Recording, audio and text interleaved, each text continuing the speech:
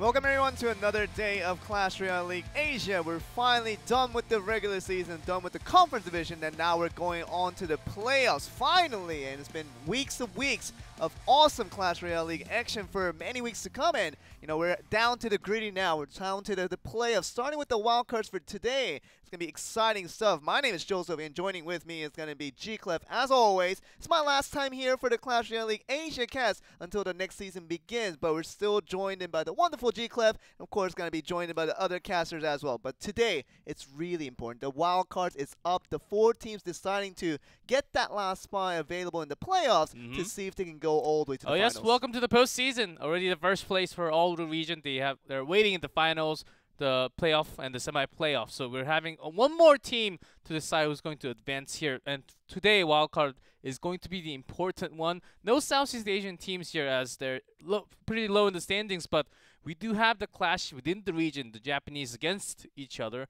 and the Korean teams against each other. So it should be packed full of action for Clash Royale. As we regulated from the very beginning of the season with the overview, we were talking about the top teams from each individual region, talking about Korea, Japan, Southeast Asia. We have all the representatives already waiting for that spot in the semi-playoffs and playoffs and in the finals already we were talking about. But we have the next best 4 teams trying to figure out who that best team out of the 4 is going to be. We have 2 Japanese teams, as you said, 2 Korean teams, and we're going to decide who gets that last spot to go up against Southeast Asia with AHQ waiting in the lineup to see who's going to get to the contention. Yeah, if it doesn't make sense to you right now, we'll have that overview up on the screen very soon. We'll explain that once again, and it's coming in just now. That's as we saw all the time, the overview. We had 8 weeks of the pennant race, and it is the postseason now. Starting from today will be the wild card, and then following every Saturday, no Friday, Sunday, starting from this weekend. But look at that total prize. I mean, you've got to go for that first place, $15,000. I mean, look at that, and just everything on the line, $150,000 in total, and first place gets a 15 out of that. And playoff, 40. There you go. I mean, that's what it is, because the first place in the playoffs only gets you about 40,000, and just look at everything put together, because you're trying to get finals, you're trying to get the thing at the end, and you know, whoever comes at the regular season victory, that was probably going to be a game with in the end. Who's probably already going to be collecting that prize with Pono's probably a close second, we thought, but teams have come up in the rankings and now have rivaled this Japanese team we thought was invincible at times, but definitely not so anymore, because especially the Korean teams, they've been on the rise and they've been looking a lot stronger these days. Looks like a fair rival compared to the top Japanese teams right now. And just last weekend, the Southeast Asia versus Japan. We thought Southeast Asia could climb up a little bit more, but at the end falling a little bit short. This Pono's taking lots of wins at the end. That's why they were able to make it into this wildcard format. What we have today, right here, will be the matchups. And really looking at how this also built up, we weren't purposely putting Japanese teams together and Korean teams together. It became a first and fourth scenario, and a second and third scenario is going to be put on fourth, and Pono Sports was the next best team, and FOV Gaming in the mix as well. And they're going to be going up against each other with Sandbox and Antis, the 2 Koreans, going up against each other to see who the best teams out of the 2 are. And we're going to get those teams to face each other to decide the wild card winner, and they're going to go up against AHQ in the semi-playoffs, as you can see indicated on this table. And every time you win from the playoff, from the semi-playoff, you will be doubling your prize money. So it's a good match to go through. Just one win. Of course, best of 5. It will have a different format, as you can see on the top left. Best of 5, just one 2v2 here. Just one 2v2 set 2. Everything else is 1v1, but we have something else for set 5. Called King of Fighters, an all-kill method. We'll go over that next weekend as we start that next weekend. Guys, the explanation on that starting next week. I definitely won't be here for that, and you guys can enjoy all the action, and it's going to be a very exciting play as to see how the semi-playoffs and everything will come forward. We have 3 matches prepared for you guys today. We have Pono Sports and FOV Gaming, as we were talking about the 2 Japanese teams for match 1. Match 2 will be the 2 Koreans, Sandbox and Antis. We'll get the winners out of the 2 matches, face off against each other in match 3, and that will be the ultimate winner in the wildcards to go up against AHQ next week. Of course, then we're playing on the live patch with the Prince changes, and the 2 new cards, unfortunately, will not be in play, not be allowed to play. Talking about the Giant Snowball and the Royal Hogs. Yes. which are destroying my tower so much right now. We have time to talk about this a little bit. I mean, talking about how the new cards affect the meta quite a bit, but you know, I think the biggest turnaround with the newest introduction that came through was with Rascals. I think Rascals totally turned around the entire meta of everything being utilized. They're just literally having a tanky Rascal boy and all these sharp shooters with the spitting gumballs of the talking about the Rascal girls in the back. It literally shifted the meta completely on its head, and now we're getting a completely different change. But this new cards that were introduced two at the same time with the giant snowball, kind of a new spell in kind of trajectory to you get with a little bit of the zap and get a little bit of the fireball knockback kind of effect, and it's kind of combined together. It served the purpose, but with the Royal Hogs, it doesn't seem to have shifted the meta as heavily as we thought we saw from the Rascals. I think we'll see a lot more spell changes because of when those cards come in, but I think it's still very new. Maybe it will be allowed next weekend. We still do not know. We just know that it's not going to be in play today. Yeah, this weekend. So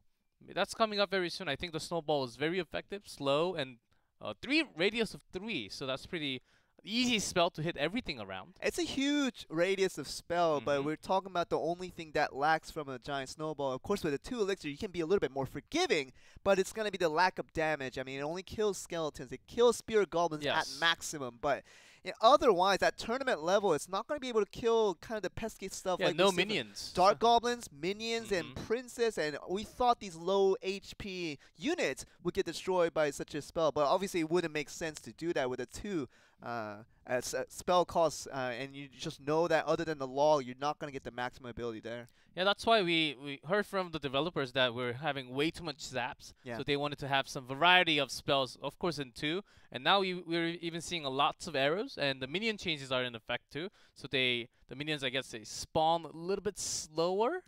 Just by 0.15 seconds per each minion, I guess. Like, usually we saw the minions summon, just all at the same time. If it's a mini horde, 5 elixir, boom, 6 minions just right there, just ready to go. But now we're seeing like 1 at a time, summon at the same time. So I actually find it's a lot harder to defend because it seems like your opponent is just summoning a minion. There's 3 of them, and then it's so slow, and then it becomes a horde, and then you have to wait that much time. To actually realize, okay, I have to defend the horde instead of just minions. But from the person that's using it, though, you gotta make sure you know the nerf was actually a nerf. When you know, you're trying to put that for defense, right? You're trying to put that right behind your princess tower to make sure you do the defense with the mini horde. But not all 6 minions are gonna attack at the same time. They're gonna have to wait for quite a long time, just a couple of seconds before everything is summoned. And we know after that the defensive capabilities will not be the same. And that's the only thing that changed with the mini horde, which we thought was very OP by the time we got to the balance change in the end. But see if the players get to use it, because we're going to see Pono Sports fight against 5 Gaming here. Yeah, and the biggest change, of course, will be the Princes getting that charge. Charge rate is changed a little bit, just +1 each. Slower. Still very powerful, still used in lots of decks. Be some of the change that will be in Pono Sports, of course. And their opponent, 5 Gaming. We're looking at this. I mean, they talk about the Princess being affected. That speed, the charge speed, literally has been changed to 3.5 for all charging units. And talking about the battle ramp, it used to be much slower than 3.5, and now it's 3.5, just the same speed as the Prince and the Dark Prince. And we get to see that change come into play, because we're going to see these 2 teams who really like to utilize the Prince. The double Prince deck was definitely a thing they use very much in 1v1 and more so in 2v2. So we'll see how that affects the play, because these 3 players out of both teams, they're definitely ready to play. And Rocky Jones gonna make his first appearance in the 1v1. We haven't seen him very many times until that ace match, because we always like to see him in 2v2. We saw him against 5 Gaming before, when they were against each other in their own region, I believe, within the first 2 weeks of Pennant Race. That's a long time ago. That's almost 2 months ago. It is. And finally, he's up against Donnie once again, and let's see if he actually comes out for ace match, if it goes all the way. Mikambuya, of course, a god in 1v1, is always in that 2v2. So they've got a backup plan as well. I mean, you're looking at this, right? I mean, you're looking at Rocky Jones and the rest of Pono Sports smiling and just giving a fair handshake to know these players. I mean, they're definitely just friends left and right, and they know each other so well. So it's interesting after the evolution we saw from these Japanese teams and how they've gotten better over the season as it went on. how good are they now and how good are they against each other in terms of playing against the Japanese versus Japanese domestic battle here. We do see the band.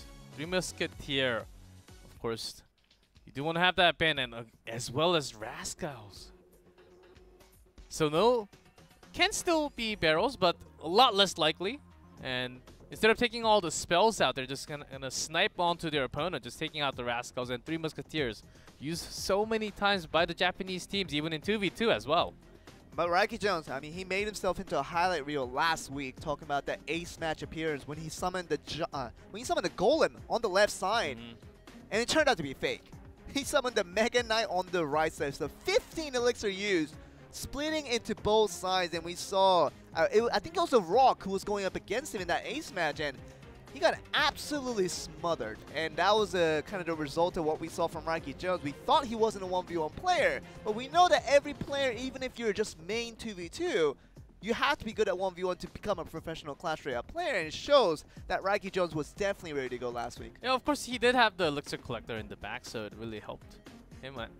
Helped him get all the heavy units down in front, but it was a really brilliant strategy. Yeah.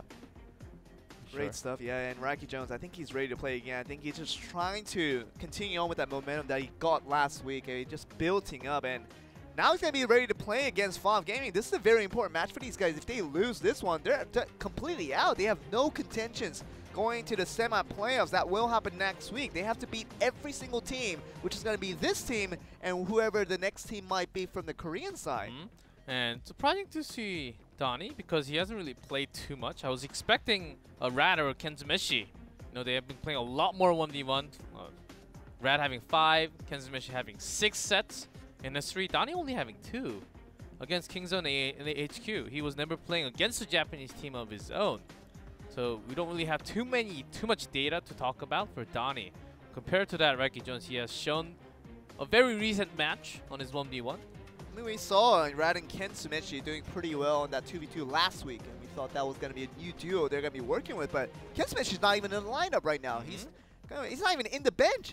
Oz is in the bench, and Kenzumeshi is definitely taking time off, and they're going to have Donnie, Rad, and Yakitori, and we imagine that Rad and Yakitori will be the duo for FAV Gaming. So, yeah, I think it's an interesting point that you make, because we like to see Kenzumeshi at least be that 1v1 savior for FAV Gaming, but I want to take a different approach today.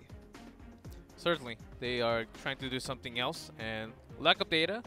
We did see lack of data really working well for the team that had the player with. It's really hard to predict what kind of playstyle and what kind of deck he likes to do. He does have that deck with the most played. Battle Ram Bandit, do you think he can continue that momentum, even having arrows? Quite heavy with the spells with Fireball as well, but it did work out for him. I mean, the Battle Ram's a lot better now. I mean, if you've already been used to playing the Battle Ram, you'll be a lot happier now. I mean, it's a much faster charging speed, and definitely will get the benefit off of that, and you'll basically have the same speed as any of the princes out there, and that's going to be good speed and good news for the Battle Ram users out there, and for these guys, wonder if they'll get to utilize that today. For the chain, Battle Ram used to go down before hitting the tower, but if it was close after the change, it will actually hit to the structure. Let's see if he brings that card once again. No Rascals. Maybe it is very likely to have that bridge spam deck. Could be, and we're going to start off the game. Game number 1, Raiki Jones and Donnie. For Pono Sports versus FAV Gaming, it's going to begin with this wildcard match, the very first match underway. Oh man, Joe, I waited for the entire week for this matchup. Let's see. So far, maybe waiting a little bit. Maybe having that Elixir Collector once again. Just summon the bridge spam. The Spear Golem. We're gonna get 1 spear. You know the moment when we see lots of goblins, we were expecting the Rascals as well, but not anymore. Look at that. Raiki Jones definitely having an answer to everything now. Look at all these cheap summons coming from Donnie. Literally talking about Spear Golem to Goblin Gang to now Bassin. It's gonna be the giant summon from the behind from Donnie, and I wonder what this could mean, because very unconventional deck that we're seeing already. Usually it was a barrel that follows up, but no Rascals means it's going to be a different one. We do have the Dark Prince. It's going to be a lot slower look at that already, and definitely not as fast as it used to be, but getting now, and obviously the log will come through. It's going to be just fine. Reki also having Inferno Dragon against the Giant.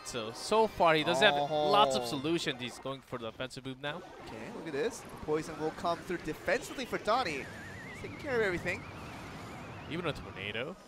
And poison, of course, cancels the graveyard. Okay, you can see the Spear Goblin just being summoned to on for defense, but still going to lose a lot of HP on that tower on the left. 1635 on the count now. The graveyard didn't really do too much damage, but Inferno Dragon actually locked in some of the damage, getting a few hundreds, and also Ice Wizard getting some damage done. We definitely saw the pressure being put on by Ranky Jones, though, as soon as he survives the units. I mean, look at this interaction now, the Prince versus the Valkyrie. Does pretty well. It's going to survive for 3 hits. With the help of the Prince's Tower, it's going to find the log to just knock it back. No, even the log gone, so he's going offensive now. He has to. Against all the small units with the goblins, he doesn't really have the best cards to defend against. Yeah, look at the offensive poison, though. This is happening already, and the Tornado even doing a very good job of knocking down that Dark Prince. Having a hard time just charging in because it's just a slower speed now, the movement speed with the charge, and see the Dark Prince having a hard time just getting any type of hits onto its opponent. Wants to throw that Valkyrie as an offensive tool, just taking that Princess Tower for sure. And the graveyard actually did tons of damage already. Yeah, and the offensive poison as well. This is going to be doing a lot more damage than you would expect. At 141 down to 114 on the count. Now, this is going to be the counterattack coming in from Donnie. Lots of Princes spending everything onto the bridge, but Valkyrie. The Valkyrie is so good at this stage. And look how much it survives for, and there's nothing you can do now. Prince just trying to attack. 3 seconds on the count, and just looking at it now, the Tornado will finish everything off. And Ranky Jones is waiting for that next poison, and that will be game. That very much is, and Ranky Jones gonna pick up the first win with that last tick of poison, and gonna beat out Donnie in this game 1 victory. The graveyard was really the key card, which I thought Donnie had the perfect defense for. But his poison was not used as a defensive tool once, and once he had all the princes, now maybe he was thinking I could push all the way because I have lots of units that could go forward. I mean, it's a case example showing how the princes are less effective, much less effective, after this balance patch did come in last weekend. This is what you're seeing, and this is what you're getting with the princes. Having a less charge speed, you're going to get to units a lot slower and eventually probably not even get to them. Also the second one, the moment that Donnie saw that Valkyrie card dropping down to the arena, That was great. Oh no, my Goblin cards are basically locked in. Yep. I can't really play them. So he just had those cards in his hand, not really being played because the Valkyrie will just deletes them instantly. And you were looking at how Ranky Jones was using the lock against the Prince. That's how much luxury he had, because even if the Goblins were being spammed onto the bridge, he had the Valkyrie ready to go, and there was literally no way for Donnie to use that Goblin to any type of effectiveness unless for defense. But you never want to use those for defense. You want to try to transition that into offense and hopefully get a couple of hits on that tower, but never happened for him there, and Ranky Jones with a very easy Game 1 victory. You know what? With the log, when they're pushed back, they need that long range to charge up once again, and that's really... That's going to be the story if we keep on seeing the princes coming up for a lot of these players. I mean, you gotta really decide whether the prince are actually good. The prince and the dark prince, you mentioned it. Is it any good anymore? They're still good. They're still good, of course, but not as powerful as before, I would say. In terms of speed, you got to really know where to place it. You have to place them differently from the before. I mean, the power level hasn't changed, obviously. Oh, yes. That's not the biggest change that's happened. It really hasn't changed in terms of power, but... The fact that it can't run as fast as it used to do means that you might not even get a single charge in it. And that's crucial when you summon a Prince or Dark Prince. 5 elixir, 4 elixir summon it. If you don't get a charge in, that's going to be crucial. Now we're going to see the change into a Battle Ram this time around for Donnie. See a lot faster already. Collector has been hit by the poison, so it went down already, but it's still dropping down that golem. Does have the Pono Dragon as the answer. I have the Infernal Dragon ready to go. It's going to just wipe down this golem. No problem there. And still going to see some... Night Witch getting a hit. Night Witch got 1 stab with her axe, and still going to go forward here, but this Prince going to charge in, and it's going to stop Dark Prince for coming in with that bandit helping out. Oh, but the real bandit from Donnie actually Okay. connecting the Inferno Dragon. Lost the damage. That's a tower down. Oh my goodness, this is a tragedy already. We thought the early Golden 7 was a little bit aggressive there from Rocky Jones and finally sees the cost there. Punished in the worst possible way. He was spending all the bats. He kind of knew that Inferno, his own golem was not really going to connect too far. Look at the battle ram, it's going to charge in law fast. Donnie Look at already. that! That is really fast, almost reached target. The old battle ram would never even gotten close to that. And look at the Barbarian's going to get a couple of hits on the tower now. Give me the minions. And that's what I'm saying. Rocky Jones still has to work with the left tower, very likely, and the offense from Donnie will be onto the opposite side. Let's see how he deals with this. He does have a minute, and golems are very slow, so he needs to make something happen right now. Look at this now, and the Elixir Collector being planted out here. Battle Ram on the left side, but it's not going to be going for the Bandit. She's going to leave it free, and this Minion and the Barbarians are going to just go to town. Mega Knight. So this is a similar deck that he played a week ago. Uh-oh, the Bats barely taking care of that, but look at that, 839 on the count for the King's Tower, and this is trouble already for the side of Rocky Jones. And also from Donnie, but no damage connecting to the tower yet. That's the real problem with 27 seconds left on the clock. I mean, you gotta worry about getting a 3 crown by the side of Donnie, but you're just worried about not putting any damage in, and there's only 15 seconds left to go in the game. Jumping onto the tower finally, but still 2,000 more hit points onto that tower and goes down. You had the perfect counter, the Inferno Dragon for the Golem for whatever you need, and look at that, the Battle Ram just rushed in. I think I just might get the charge. Ooh, Donnie almost got the 3rd crown onto that King Tower. That's what it means. I mean, if you just gave 2 more seconds over to the Barbarians, definitely would have gotten there. The Battle Ram speed change, we were talking about it just before, and you know, he summoned out the Prince. He summoned out the regular Prince was gone from his deck and put in the Battle Ram and worked a lot better. And Rocky Jones, he's smiling though, but definitely will not be feeling the enthusiasm he was feeling from the last week because lots of threat coming in from Donnie now. And already a timeout from Pono Sports. Right, it's not the round robin anymore. You lose here, you drop out. And see you next season. That's basically the end drill for these teams right now. So they're using the timeout, making sure they grab the first win. It will connect with the second set, of course. Donnie just understanding the elixir. You're always counting for the elixir, +1, -2 against your opponent. And once he got that golem down before the tower hit, he knew that he could push all the way in with lots of charging units. I mean, the problem with that was the game 2. I feel like the biggest mistake came in from kind of the overconfidence of Rocky Jones putting that golem very early in the game on that bridge.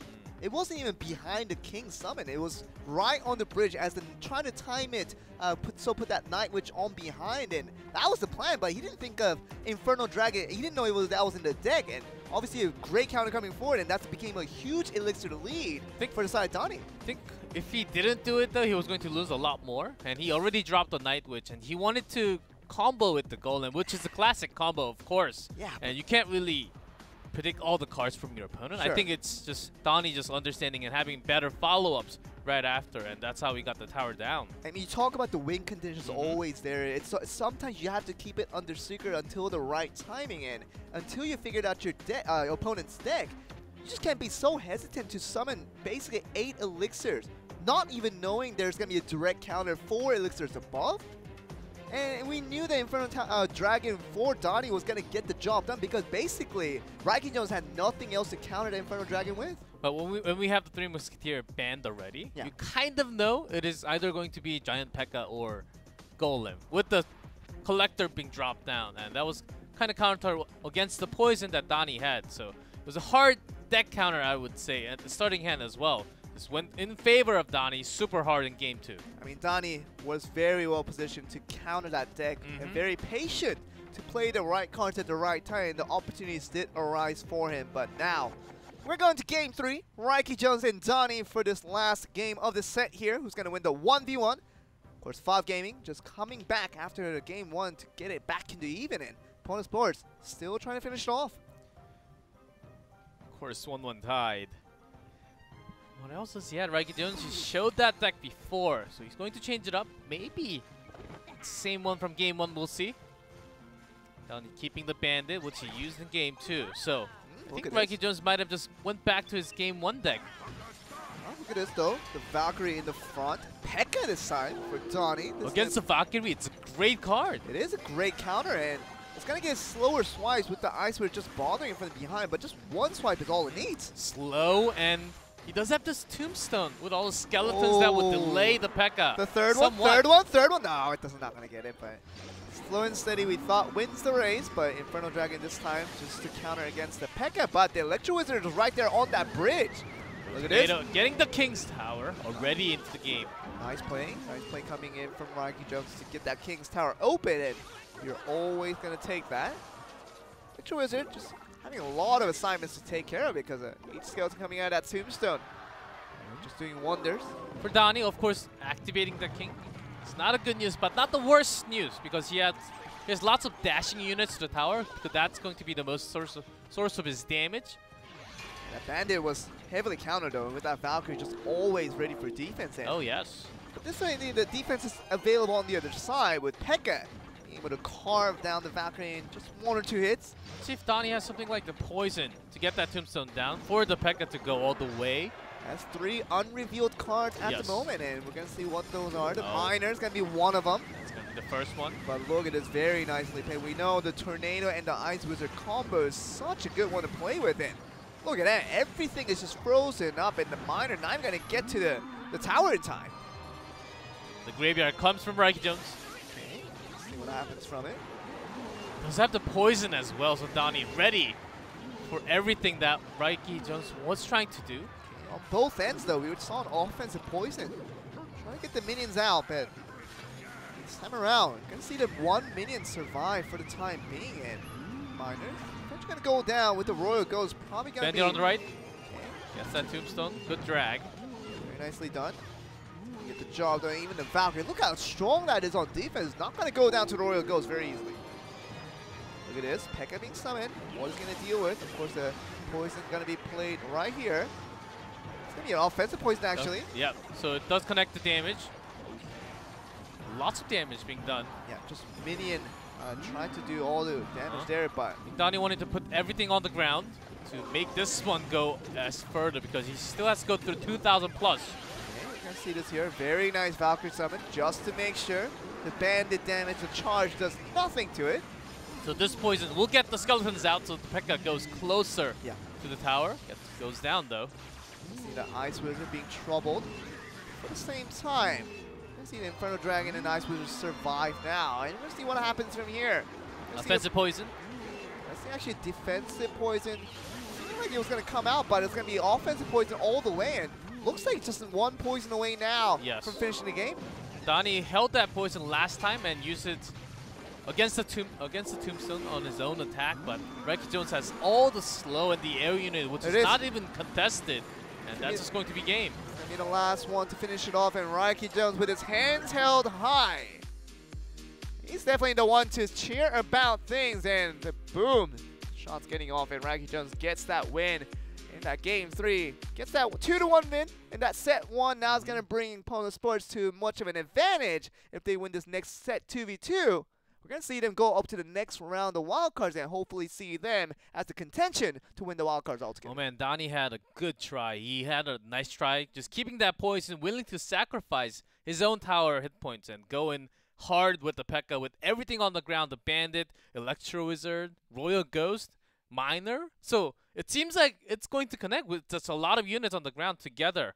But against all the slow Inferno Dragon, the Tomb Tower, even having the King Tower being helped, Rocky Jones really defended that so well. I couldn't really even catch all the action that was going on. I mean, the biggest indication we were coming out of that was that the Bandit was the troubling card for Rocky Jones in Game 2 when Donnie used that so effectively against it, charging into the tower every single time. But Game number 3, he had the perfect counter for that Bandit with the Valkyrie just summoned at the right time. That charge damage literally is going to do nothing to the Valkyrie, and the defensive effort... Just a little. Just swipe it away. That's what it's going to do, and the Bandit's going to go away in no time. And that's going to be a lot of elixirs that you just don't spend wisely for the side of Donnie, and you just don't have your win conditions anymore. The Pekka definitely wasn't the win condition there because it had to get to the tower, but the Ice Wizard with the Tornado, everything there in the mix, it's going to make it extra difficult to do. Slow, and in the air there's an Inferno Dragon getting that Pekka down, the Tombstone to drag, and the Skeletons even.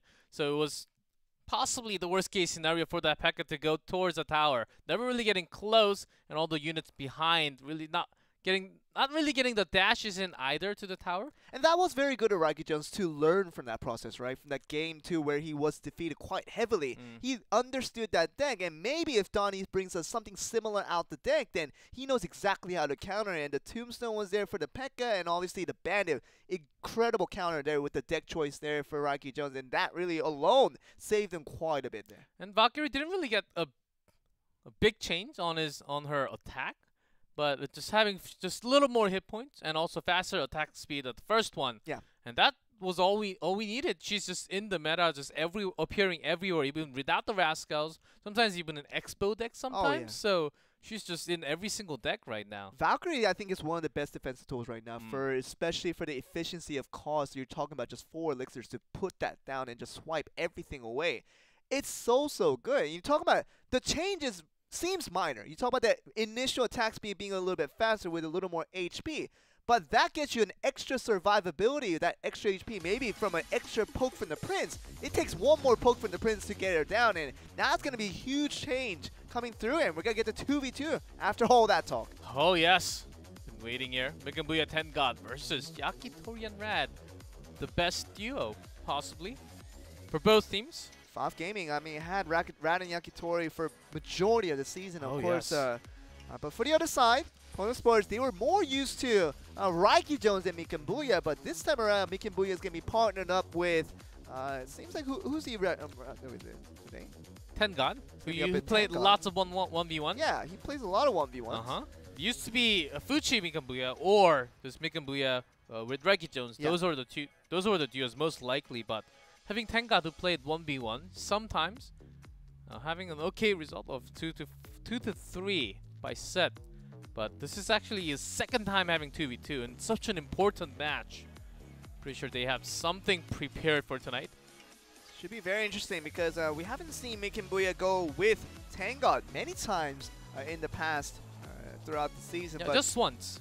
This is the first time that we're going to see him in a very long time, and of course against FOF Gaming, it should be a very interesting one. You have the bans. Coming through, a very conventional band coming through with the Poison and the Tornado.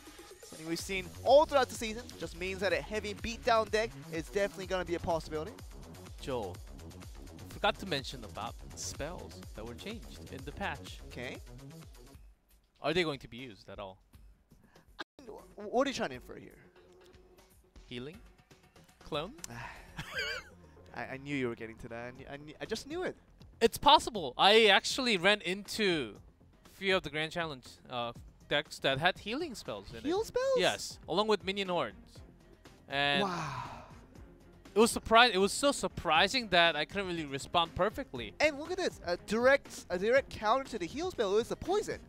Putting that right above the heal literally does more damage than it actually heals. So, okay, so maybe you have a point there, G-Clef. Maybe I'm looking at this and maybe seeing the heal spell for the first time in the season because of that change. That change from the radius from 3 to 4 is an immense change. And I think that applies to the clone a little bit more because we've been seeing the clone already, even with that 3 radius previously, but with the 4 radius now, I feel like it's going to be more viable, but the heal is still questionable in my opinion. So, the changes, of course, it lets the players to actually spread the units a little bit more against the opponent's spell as well. So it's quite a significant change, actually, especially for a clone. You do not want to have all the units clumped up together against your opponent's spell like a rocket and everything deleted. I think clone is extremely strong now, actually, just moving on with your point. So it could actually carry on. It could be one of the surprising cards. We didn't really see, we saw lots of clone, but I think we only got to see 1 healing, and that was it, and they lost. Ooh, man, heal was bad. Heal was just bad. I mean, with the 3 radius spell, I mean, it doesn't even immensely heal your units. It's very slow, and the healing amount is not that significant on the units. So, but now that it's 4 radius, I think it does serve a different story. I think it was really intended for these 2v2 games where a bunch of units gonna be clustered from behind. Yes, I think so. And with that rage and the heal, just talk about anything input, I think it might be a viable pick, but we have to see it to believe. And until we get to see it, we'll definitely will not be believers. Yeah, most likely it is going to be lots of princes just charging along with the golem. Battle Ram? We'll see different tempo though, because they have to spend a little bit more time before they charge up. So let's see where they actually place him. Not all the way starting from the back, that's going to be a start, but when they want to push in, it'll be spammed onto the bridge as soon as possible.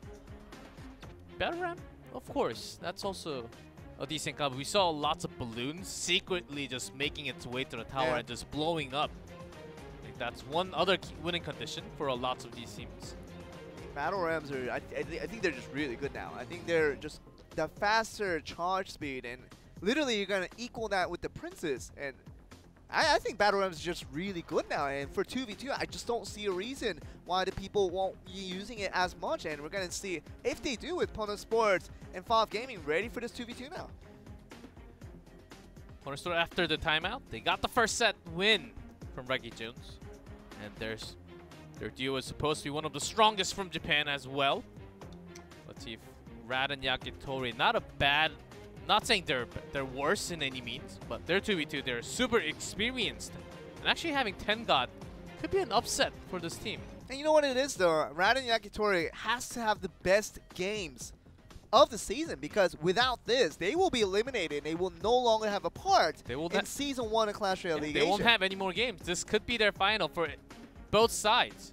Really could be, and Pono Sports wants to finish off now 2v2 if Mikeboya and Tengod can get a win in this set. That's going to put them way on the winner's match, and with Rad and Yakitori, if they do lose, FOV Gaming will be eliminated from the tournament. So, from the Japanese team, we did see lots of barrel. It seems like with the Dark Goblin and the Princess, it is going to be the barrel from Yada and Yakitori. But does have a Dark Prince as well, okay. And just see the charge coming here, double. The first one was to cancel the charge from the Dark Prince, the second one getting the barrel. So not too bad, I would say. Multiple elixirs though. We're going to see how that will affect the play, because we're getting an indication that cards are going to be used left and right, but the elixir trade seems to be on the end of Rad and Yakitori for now. We're going to see how this goes. Giant Skeleton. No tornado in this game, so it has to really make its way. You have to understand your opponent's placements as well. See this go forward, and Giant Skeleton just being targeted out. Infernal Dragon, both. Locking into the Dark Prince instead. Hey, look at this. Everything doing so good. Infernal Dragons are going to pop off and put them at minimal HP on this one. That was a close one. Giant Skeleton almost got to the tower, but having the final moment Goblin gang for themselves with the defensive tool. Nicely done. Yeah, Dark Goblin doing very well there, just wiping out the Infernal Dragon in the end. You can see the log doing multiple duties, just even getting that Dark Goblin. It's a great value there. That one log coming from Pono Sports. Take the barrel and the Dark Goblin plus more. Yeah. That's actually great value coming in from Mikeboy and Tengod.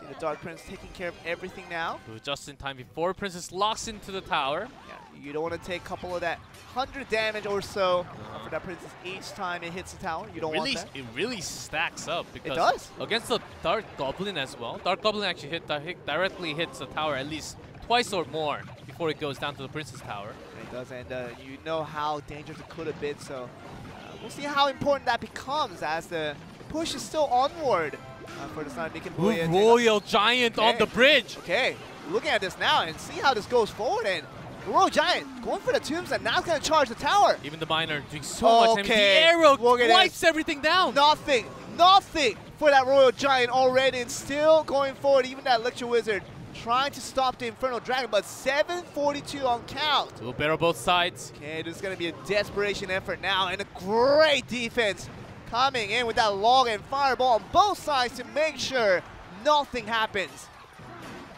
Not too many seconds on the clock, but down to 3 digits, 658. That's a huge destroyance already. And Pono Sport, they also have the miner, so they can bring it down within the 33 minutes. Really looking at this now, because the miner will come through, and if they get another really good giant, Royal Giant push in. Let's see how it happens here. Of course, the Spirit Golem missing out, gonna allow a couple of hits. Gets now the explosion from the Giant Skeleton. Will it reach the Infernal Dragon? It will not. So Sandbox will come forward. The log once again ready to take care of everything. The second log. Fireball, arrow. They even have arrows for it. So definitely will not affect the plays now. And look at this. Even the Dark Golem not getting a charge onto the tower. And see the guards just trying to take care of everything here. They have to go all the way.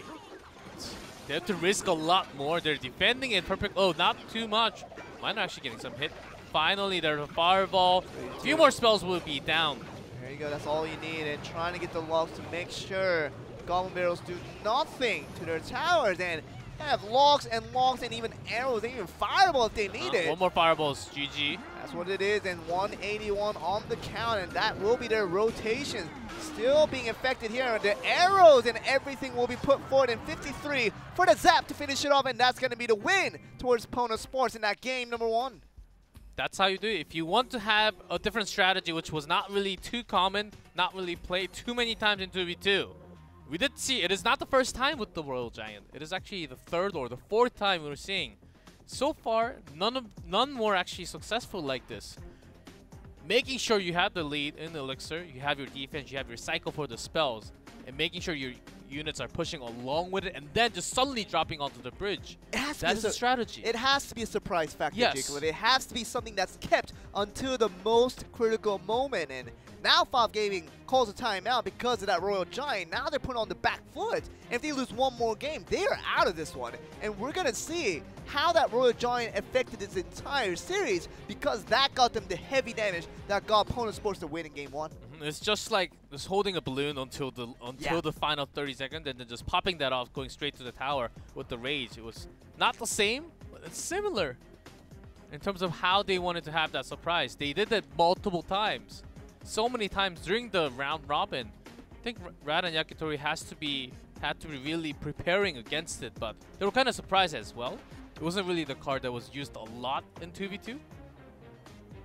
Look at this now. I mean, we were talking about the Goblin Barrels, seemingly a threat that Five Gaming was counting upon, but the logs were available for Pono Sports, the arrows were available, the fireball. They don't mind losing one elixir for that as long as the Goblin Barrel does no damage. They're definitely happy with that trade every single time. They had to double the log against the barrel. Yeah. As if they were expecting that deck to be used from the opponent. I mean, the it, arrow and the fireball even. It is classic Japan versus Japan. It is going to be a surprise not to see that deck in either of these 2v2 decks. And I gotta see that first game, Five Game tried to use that, but the Japanese teams, knowing the Japanese meta, knew exactly how to handle that from their own ends. When it comes to the time this important of a match, sometimes you have to just try something new. Yeah. Something better. Something worse than if you can perfect a strategy. Just like this, I think Mikenbuya and Tenka just waited for the right moment to make that play. Rad and Yakitori, they still have a great chance. If they can bring it back, they will go to the ace match, but of course, less chance for them to move on. I can see possibly the last time we get to see Five Gaming, if we see Pono Sports win out the next one in. Just one more game away, match point for Pono Sports. And it's Mikenbuya and Tenka ready to finish this one off as we get into game 2 for the 2v2. We'll see. It was just barrel. Lots of barrel plays from Fab Gaming. Yeah. And not too many other winning conditions against so many spells. You would be expecting that to come out. So, Lava Hound going all air. Let's see. Mega Man just trying to push forward this Lava Hound just a little bit faster, but the Match Gotcher gonna be put down right here. See this balloon right behind. We're gonna see this counted here because Electro Wizard doing a very good job of slowing down the blue. Now you're gonna reach the Tombstone. That was an early one, I believe, just for them to cycle and see how Ponos actually defend against all these air units. Now they got a good understanding of what happens right after. Even the Lumberjack not really getting the damage done to the tower at all. You see trying to get the Infernal Dragon to tank out the Lava Pups, as it was just summoned at the right time. Lava Hound summoned once again for 5 Gaming. See if their second try is going to be better than the first. See an Infernal Dragon on both sides. Want to defend against the Lava Hand, want to help push. See what happens here in the Magic Archer, targeting both the Lava Hound and also an Infernal Dragon. So doing a very good job. Just arrows all over the place and literally the perfect defense that basically they have no answers to 5 Gaming. Even the Magic Archer just doing great job defending from such a far away range against all these air units. See this being put forth here, and Infernal Dragon is gonna go to town. The Zap will just stop it from charging up, but for the time being, it's gonna be 1862, I believe, on the left side for Pono Sports, and 1766 on the right side for 5 Gaming. So far, the second balloon has not been dropped. They're holding in for the right moment. I believe they have the Rage spell as well. But they just want to bring down that Tombstone before making sure the balloon goes straight to the tower. Oh, we're going to see the clone. The 4 radius clone now, G-Clip. What are we going to see from but this? Everything's already onto the right side. Radan Yakitori does not have defense. No defense. And this is it right here. This is going to be the decider for it now. And see the Night Witch even trying to summon out the bats to make sure. Raise and freeze. Okay, very nice freeze Being there. Dropped. The balloon didn't even connect the shot. Oh no. This is tragedy for 5 Gaming as Radan Yakitori. I don't know what they're thinking now. They don't have an answer to this. And just one Infernal Dragon as defense? 11 seconds. And that may be game. Pono Sport getting a second tower almost. Let's see, they do have time to bring that second tower down. Oh, even the Infernal Dragon getting the second tower. It's going to be a 2-crown victory for Mikimbuya and Tango as Pono Sports advances to the next round of wildcards. What a strong play. I mean, Great we were expecting something like that, but a clone out of nowhere. It was the best time. They had faster speed. It was going to take a lot more for 5 Gaming to push onto the right side. Just understanding the speed, having that clone, it was just at that moment we just knew the game was over. The buff that came to the clone just made so much sense from 3 radius to down to a 4, and that's a huge increase. You talk about a 33% increase in size from 3 to 4. I'm doing math again. Just yes, you're right. I did my math in my head. Letting just you now. know, and it's a 33% increase with that clone size, and whoo, look at that entire army on the left side for Mikimbuya and Tenga just boom, just exploding into 2. And Infernal Dragon, everything in the mix, it melts the tower down in 2 seconds. That's what it does, and we saw that being happening on both sides, getting 2 crowns in the end for Pono Sports to get that nice victory. I was mentioning the Tombstone, which was available for them, and when they were having the rage to speed up everything onto the right side push, all the way down to the tower, the Tombstone came right in. Balloon had to make that travel, so never really got the shot. Not even getting the first shot. They spent everything on that lane, but what a great defense by Pono Sports. You know, I'm making this statement now, and you can hold me accountable for this, but with this recent buff to the clone, I think the clone is ultimately and just obsoletely better than the rage every single time, even in 2v2. We'll see. We'll see, because we have lots of spells, and that could just... One fireball may bring a lot of the units down. And so far, clone. This was the push that we were talking about. A gigantic push. Look at at that clone. That is a huge They're already onto the tower, and when they're barely crossing the bridge. 2 seconds. And look at that It's gone. Tombstone. You're right. You're talking about the Tombstone just counting out. That balloon, we thought it was at least going to get a drop with that freeze at the end. Oh, the freeze did not catch the Princess Tower. Aha, okay. So that's why it was going down. So eventually it was going to go down in the end, but not their close. Look how big that is. That's an army. That's an army of units everywhere. On the ground, in the air. My word. I mean, we see clone. With the recent buff, it has not really changed in cost. It's still a 3 elixir spell.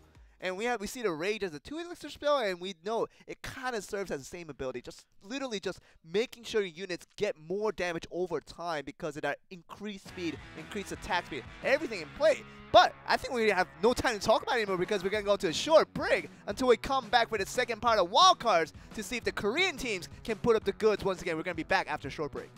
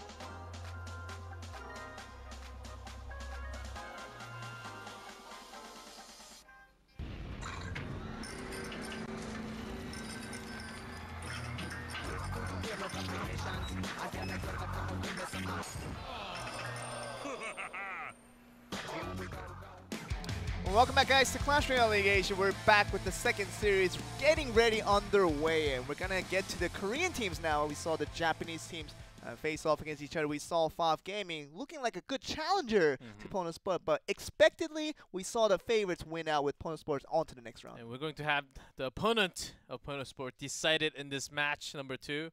Quite exciting. Great Korean teams, of course, excluding the first place from all regions, but they're so strong. We'll see some different decks because depending on the region, we do tend to see different meta, just like we pointed out. Lots of barrel play from Japanese teams. Used to be lots of expo, lots of structure focused for the Korean teams, but because we have the league between the regions, Korea has been picking up everything from everywhere right now. And now we just don't know what the meta is for the Korean teams. They can literally play anything and they play it quite well. And Sandbox, we're going to get OG and Entus pretty soon, but these two teams I would like to mention, they weren't the best teams when the season first began. Oh, no, the first few weeks looked abysmal for the two sides here, but over the weeks, they've gotten to become better teams, and even OG and Entus now has a winning record at 6 wins and 5 losses, something we didn't even imagine because of the downfall they were facing from the earlier parts of the season.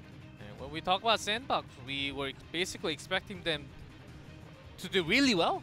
Their roster on paper week 1, they may be the strongest team along with the Kingdom Dragon X, but they lost everything against the Korean teams. Yeah. It may happen once again, but they drop out. OG and Entus, they were just in the middle ground, winning and losing sometimes, not really having the greatest win streak or the losing streak, but their real power came from the 2v2. And really, OG and Entus still looks like a middle-class team, to me, honestly, but the records are in line. They have the wins to get them into this wildcard matchup. And we're going to see Shinju go up against Kissera for this 1v1. We talk about Shinju as that surprising... He just came out of nowhere. He just came out of nowhere as this 1v1 player who was just godly. He was so good. Why didn't they play him before was the question we were asking. We saw Beaver being played most of the season for 1v1, but as soon as Shinju was introduced as that new 1v1 player, showed the promise of Sandbox being one of the top teams now. Against Mika Booyah, and he brought him that he was the only player he won against Mika Booyah. Yeah. Kind of like Lampo from Southeast Asia, just suddenly out of nowhere, just winning against one of the strongest player of the region. I mean, we do have lots of these players, and because of that, Sandbox, they mainly, I would say they're stronger in 1v1, but against Dojin, who's stronger in 2v2. So it will be very exciting to see who comes on top in this match. And look where we stand now. I mean, we compared Korea and Japan for the entire season. From week 1 to week 8, we just thought that Japanese teams were much, much better. But as the weeks went by, that gap was closing. And the Korean teams are now seemingly almost equal or even better in some circumstances against the Japanese teams. And that will make it interesting as we see one of these two teams go up against Pono Sports in the next round. I believe once a lot of the Korean teams picked up all the data against all the teams, they were starting to get so much better. When the meta was different, they were trying lots of expo on their own, thinking that they could work against the other regions as well, but it wasn't the story. But let's look at the ban card, and no ban card for Kissera. Okay, so that's going to be a story we have to mention here. So you have to send in your starting roster. Yes, the active roster for the team. The active roster for that day in advance before the matches begin. But OG and Entus was absent and they were late to send that in on time. And because of the late entry, they were faced with a penalty to not get a ban of their own in that 1v1. So that strategizing became definitely a downfall for the side of OG and Entus. Now gave an advantage over the Sandbox, knowing that other than the ban card they've selected, there will be no other ban card they have to worry about. I believe you have to turn in the roster before the clock becomes 0. So you have to turn in at 23:59 p.m. Before midnight. 11:59 p.m. before midnight. Yeah, before midnight. And they were late on their roster turn-in, so they're not going to get the ban card, which means that Kissera, whichever card that he bans all the time, or he does not want to deal against, he will have that in play from his opponent. And that means that Kissera, it becomes an increasingly difficult situation for him strategically because he just doesn't know what the best deck is. And even if he creates what he thinks is the best deck, he might just have another counter from the other side of Shinju. But Shinju, this makes it a lot easier for him because he thinks the main counter to what he's preparing right now is the Tornado, and he's got it banned. And for that, There's no point in making his best deck not really a difficulty, because there will be no ban coming from Kissera that will make all the deck composition much of a possibility. Just having another example of how much disadvantage you will get from not having a ban card. It's like Expo Master bans Elixir Collector all the time because he's weak against the decks that has that card. If he doesn't have a chance to get banned that card, he will not likely he won't really be having the best time for himself in that match. And you're really putting yourself at a discomfort, aren't you? Oh, yes. You're just putting yourself at a situation where you know that any card can come up to perhaps counter the deck that you're preparing if you are Kissera, but Shinju definitely will not be thinking that. He has everything in his arsenal to make sure he makes the best deck possible and don't have to worry about whatever will come from Kissera to be his counter, because he's already banned it with the Tornado. Without the Tornado, of course, all the other spells available, and even the Rascals. We did see a lot of the Balloon and the Giant ban, but ever since the patch, we actually have a lot of those units not being played as much. Not as much Princes, but lots of structures in a way. Even when the Battle Ram was actually buffed, and lots of charging units still surviving in the meta. That's due to Rascals along with the structure, which could defend so well. And just having the perfect defense along with the Princess Tower. Those Rascals do a great amount of damage when they defend. We just sort of have to understand that this is the first time we had Korea versus Korea in such a long time. Oh, yes. Talking about, what is it, about 6 weeks? Ever since after week 2. Yeah, so basic 6-7 weeks since we've had the last time we had Korea versus Korea on the lineup. And now this will make it exciting because we know these two teams definitely understand the current meta, and Shinju and Kissera, we'll see what they come up with in 1v1 as we get ready to get into game number 1. Back in the first few weeks, Sandbox lost against all the Korean teams, of course, including OG and Entus. But that was a long time ago. They're a much better team now. Definitely. See the arrows being put to play Even against the Goblin Barrels. So if Shinju has anything like the minions along. Doesn't seem like he has a log, so it might just not have it in the cycle yet. For the time being, we'll see Kissera trying to defend something that could be countered with logs, but not this time around. Of course, Rascals. We were expecting this barrel deck from Shinju. Just this is going to be a log bait deck, very conventionally played for multiple weeks now, but it's going to join in with the Mega Minion in the mix. This is going to be a unique kind of a twist to what we've seen, and an Elixir Wizard in there as well, so it's not going to be the conventional things we've seen in the past, but Lightning. Used a little bit early to get the cycle for himself. And he didn't really use that to have a major push. He just wanted to have the cycle for the next barrel to come. And only got the 2 units. It didn't even get the tower, so that 200 plus damage that could have going to happen didn't happen there. And you see once again Tombstone being laid down. You see the Mega Minion just trying to wipe out as many things as possible. The Rascal Girls in the back now going to start to do damage. So much damage. Wants to just go forward and no stopping the Rascal Girls now. This could be almost the end of this first tower. Even with the Mega Minion on top. Rascals actually, if left alone, they bring the tower by themselves. And that was not even close. The boy was down to half hit points even before it started hitting onto that tower. And we saw the Mega Minion just trying to stop the Rascal Girls from the back, but the Mega Minion was so busy with the Goblin from the Goblin gang that was just surrounded all by itself, and that became a trouble. And let's see how this works here. But 500 damage onto the left one. Even got the log there just to make sure. Get rid of the Rascal Girls in the back, but now we're going to see a heavy push. Balloon comes with the in, balloon the rocket. But the rocket is perfectly done. And Shinju, perfect defense there, and no damage other than the explosion coming in from the balloon. But that's a huge now momentum that's going to push into the left side. He's going to be forgetting about the right side altogether. Oh, yes, he does have the rocket, so he can just finish off the right tower anytime he wants to. Oh, my word. He has that cycle coming back very soon. Oh, look at that. I'm sure the arrows will come through. No arrows. Just gives it up.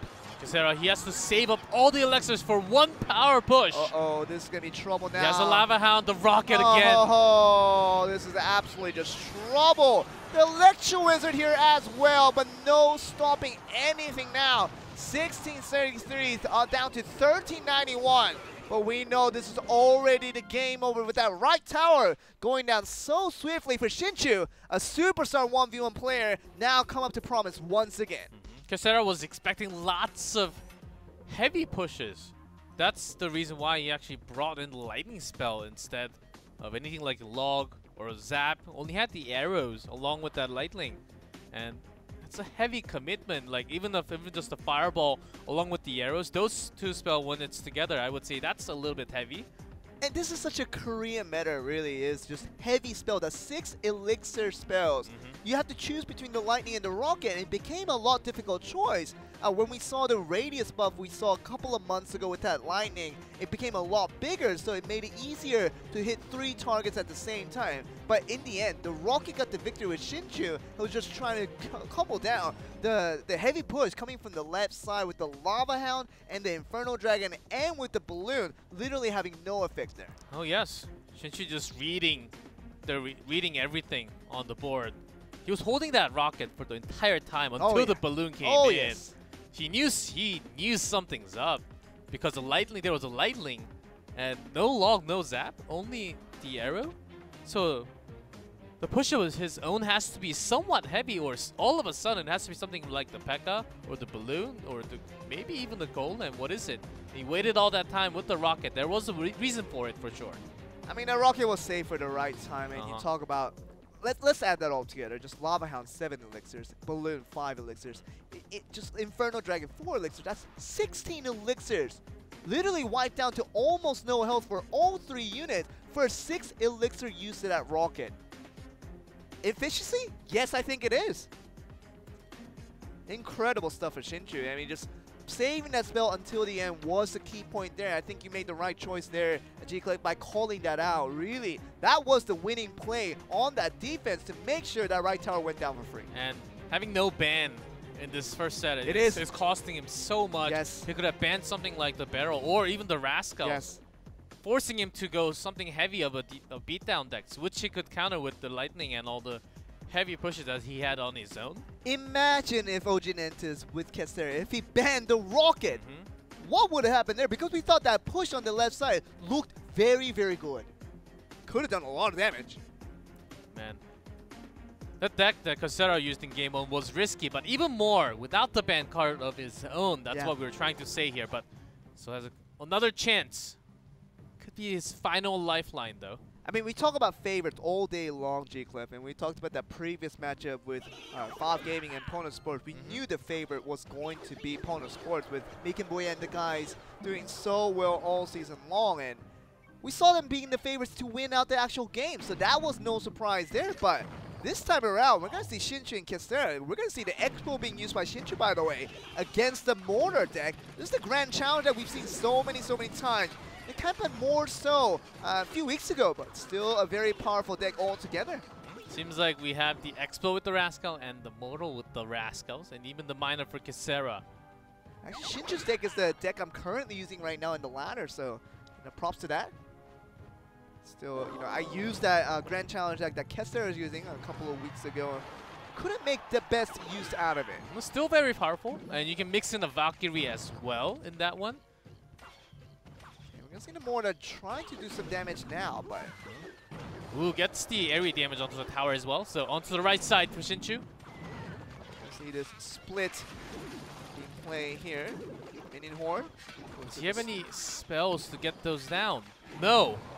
Poison a little bit too late, but we'll get the minions down. And that's the most important part. If any of those minions gets a single hit onto the tower, that's trouble going forward already. But you're not going to mind the Miner trying to get that a bit of the shovel damage. It's going to bring it down to 2470. No problem there for Shinju. So if he actually had the Mortal a little bit closer in range to the tower, I think he could have done a little bit more damage. See this being put here. And with the log gone, we're going to see the Rascals being put here. Trying to see what we can make out of it. The Rascal Boy trying to tank up everything here while the Rascal Girls target the Expo. But we're going to see the Rascals from the other side of Shinju. Kissera does that same damage. Kissera does have the logs against lots of small units, including the Ice Spirit as well. Oh, look at that Tesla. The Tesla. course, you always want to put a Tesla in the same deck as your Expo every single time. And place them right next to each other as well. Let's see the Pekka. This is a deck I'm not using. This is a change and very much a flexibility. Shinju has got something new coming for all of us then. Even investing poison. Oh yeah. I mean, I put a Fireball in the mix there, but not a Pekka. Definitely a way to approach this new deck here. And very popular deck, but definitely Shinju put his own twist to it to make it look a lot better now. Making sure it locks onto the left side with the Rascal and making sure the Expo does free damage. Even having the Tesla right next to it. And we can see the Tesla placement be perfect. It's not going to be a problem now, and the Miner just trying to finish it off. The Ice Spirit is there, and even with the Rascal just finishing off the Miner, no problem there. And look at the Expo still targeting. This Expo will actually connect the Goblin just in time. Will connect right after though. Yeah, we're going to see many Goblins being summoned just to Kissera dropping down everything so that Expo does not do damage. Oh, even the Zap at the end. Just clever play, but does he have anything for this now? 6 elixirs for the defense. The Mortar just going to be targeting out the Ice Golem. It's going to be no problem. Also Tesla not next to the Expo, so this one's actually open wide for damage. Okay, we're going to look at this, see how this works forward, and you can see the Goblin Gang just pushing forward now and see how many damage it gets. And you see the Rascal Boy tanking it while the right tower is going to be damaged now. And Ice Spirit right here, just trying to take care of all the damage and the poison. And trying to just work with the damage here. And once again, you can see the Mortar and the X will just go up against each other with literally no end to the story. The Mono actually gets all the girls. Does? In between, nicely done. But Shinju okay, on his left side, okay. Minion Horde is coming. Okay, this is dangerous. There's nothing for it. Tesla just in time to get all that done. Even Expo getting some of the goblins as well. And we know the Tesla is going to be good at just wiping out the minions one hit at a time. No problem with that, but this time, let's see Shinju on the offensive end being troubled because he just doesn't find an answer to go past all this defense opportunities. Then He need to connect all the poison damage right now because Kissera has the Miner, which did lots of direct damage. Right side is the real problem. The Rascals is going to be going on to down, and that's going to be going down, and the last one, 15 damage, and even the Rascal, the Minion Horde, in the end, will not be stopped. Shinju had to use their poison offensively, and did not have it for defense for that Minion Horde 2 times in a row now, and takes the major punishment. And oftentimes when these two decks went against each other, of course without the Pekka, that was just held in because that was a heavy investment you had to do. And because of the cycle and how lighter the modal is, 2 elixirs different between the Expo, you can actually quickly cycle through your deck with lots of goblins and make sure it doesn't really connect to the tower to do damage when you actually have the Miner to go directly to the tower, do some damage every single time. That's how you chip off. I mean, we saw Kissera just win out with that Grand Challenge deck.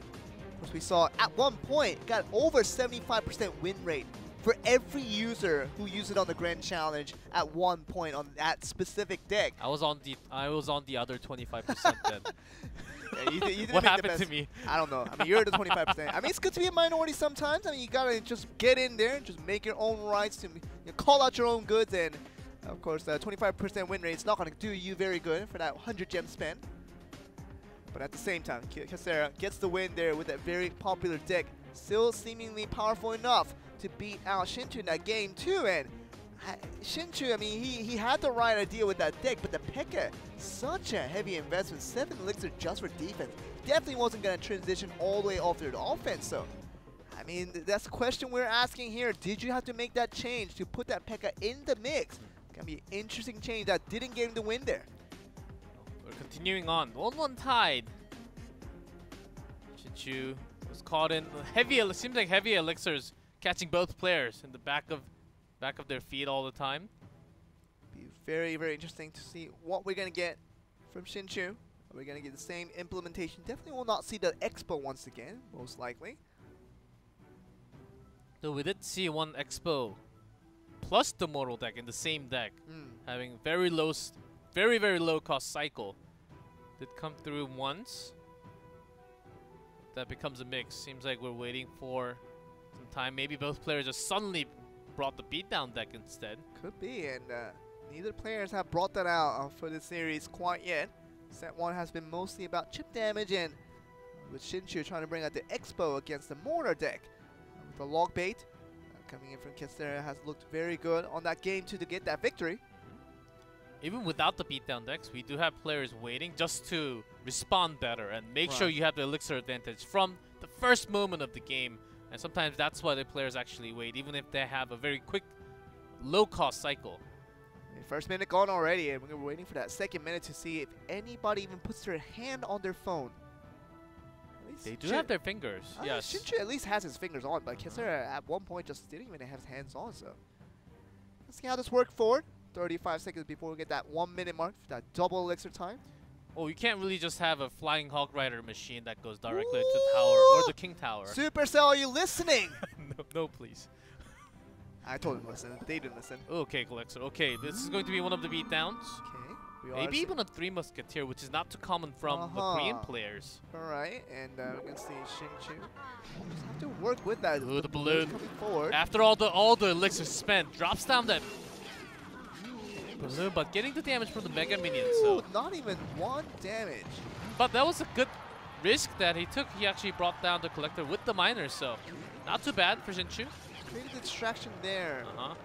See how this works for definitely a golem deck. Yes. For Kissera, definitely saw it coming with that lumberjack being put forward in. Just a throwaway card. There he Archetype golem deck with the lumberjack and the Night Witch. Yeah. See this being put forward here, and the Royal Ghost will go down in time. And looking bad for now Shinju. Has to defend against it, but he does have the Pekka, which is a direct counter. Enter this golem now. Oh yes, lumberjack on the left though. Okay. Royal Ghost is there, but the lumberjack's still gonna go to town. Couple of damage, 1734 with 1901 on the right side. So now a push over the side of Shinju to see what he can do against Kissera's towers. Even the balloon. Traveling its way all the way to the tower gets one. Yeah, offensive poison now. Just gonna be looking down towards that Mega Minion in. Find it for now. Shinju had so much of a better trade in that fight. Did. And also has the minor cycle soon enough for that Collector as well. I don't know if that was the best summon of that. Not even going for that, putting everything on the clock. Balloon going straight, 400 left. Just one, and there's nothing stopping it. And it's gonna be over, and Kissera is not gonna get the victory as Shinju just need one more bull and droop. Just gonna get that victory now, and 1v1 going over to Sandbox. Now they're gonna be waiting for that 2v2 to see if they can finish it off. We saw this over and over and over again. And of course, coming to an overtime, we're very close to an overtime, dropping down the golem, and your opponent instantly responds with everything spammed on the bridge. I mean, golem summon right behind the King's Tower that late into the game. You're not in that 1 minute mark going to the double elixir. You're already at overtime, and if you just lose your tower, it's gone in. It's a little bit archetype in the way that the deck was built, in the way that was played as well. So I just don't think that was the best effort coming out from the other side of OG and Entis. Could have been a little better from Kissera, but in the end, it's going to be a 2-1 victory for the side of Sandbox. See what they can do in 2v2. Yep. Of course, I was expecting a result like this. OG and Entis having a slightly better result in 2v2 compared to Sandbox. But once you have that golem that like that, you really have to bring everything down when that 1 minute mark, when that's defended. Oh man, talk about the speed. It's going to be so slow for you. And if you're against lots of units that are actually in the meta, like the charging units, they could go straight to the tower. They will bring the tower down. That's game over because it's overtime. Moving on to 2v2 though. Beaver now has been implementing himself into this 2v2 lineup for many weeks now, and it feels like he's a viable pick. And that teamwork effort is going to be partnering up with Connie once again. Going to see him go up against the two other players from OG and Entis. It seems like I saw Q-Mills, maybe Howl in the mix. Oh, yeah, Astro. Astro was there as well, but maybe Q-Mills and Astro is going to be the combo here. We'll see. Q-Mills oftentimes playing with Astro. I believe that's the most common one. Along with Howl and Q-Mills, that was also very strong duo as well for themselves.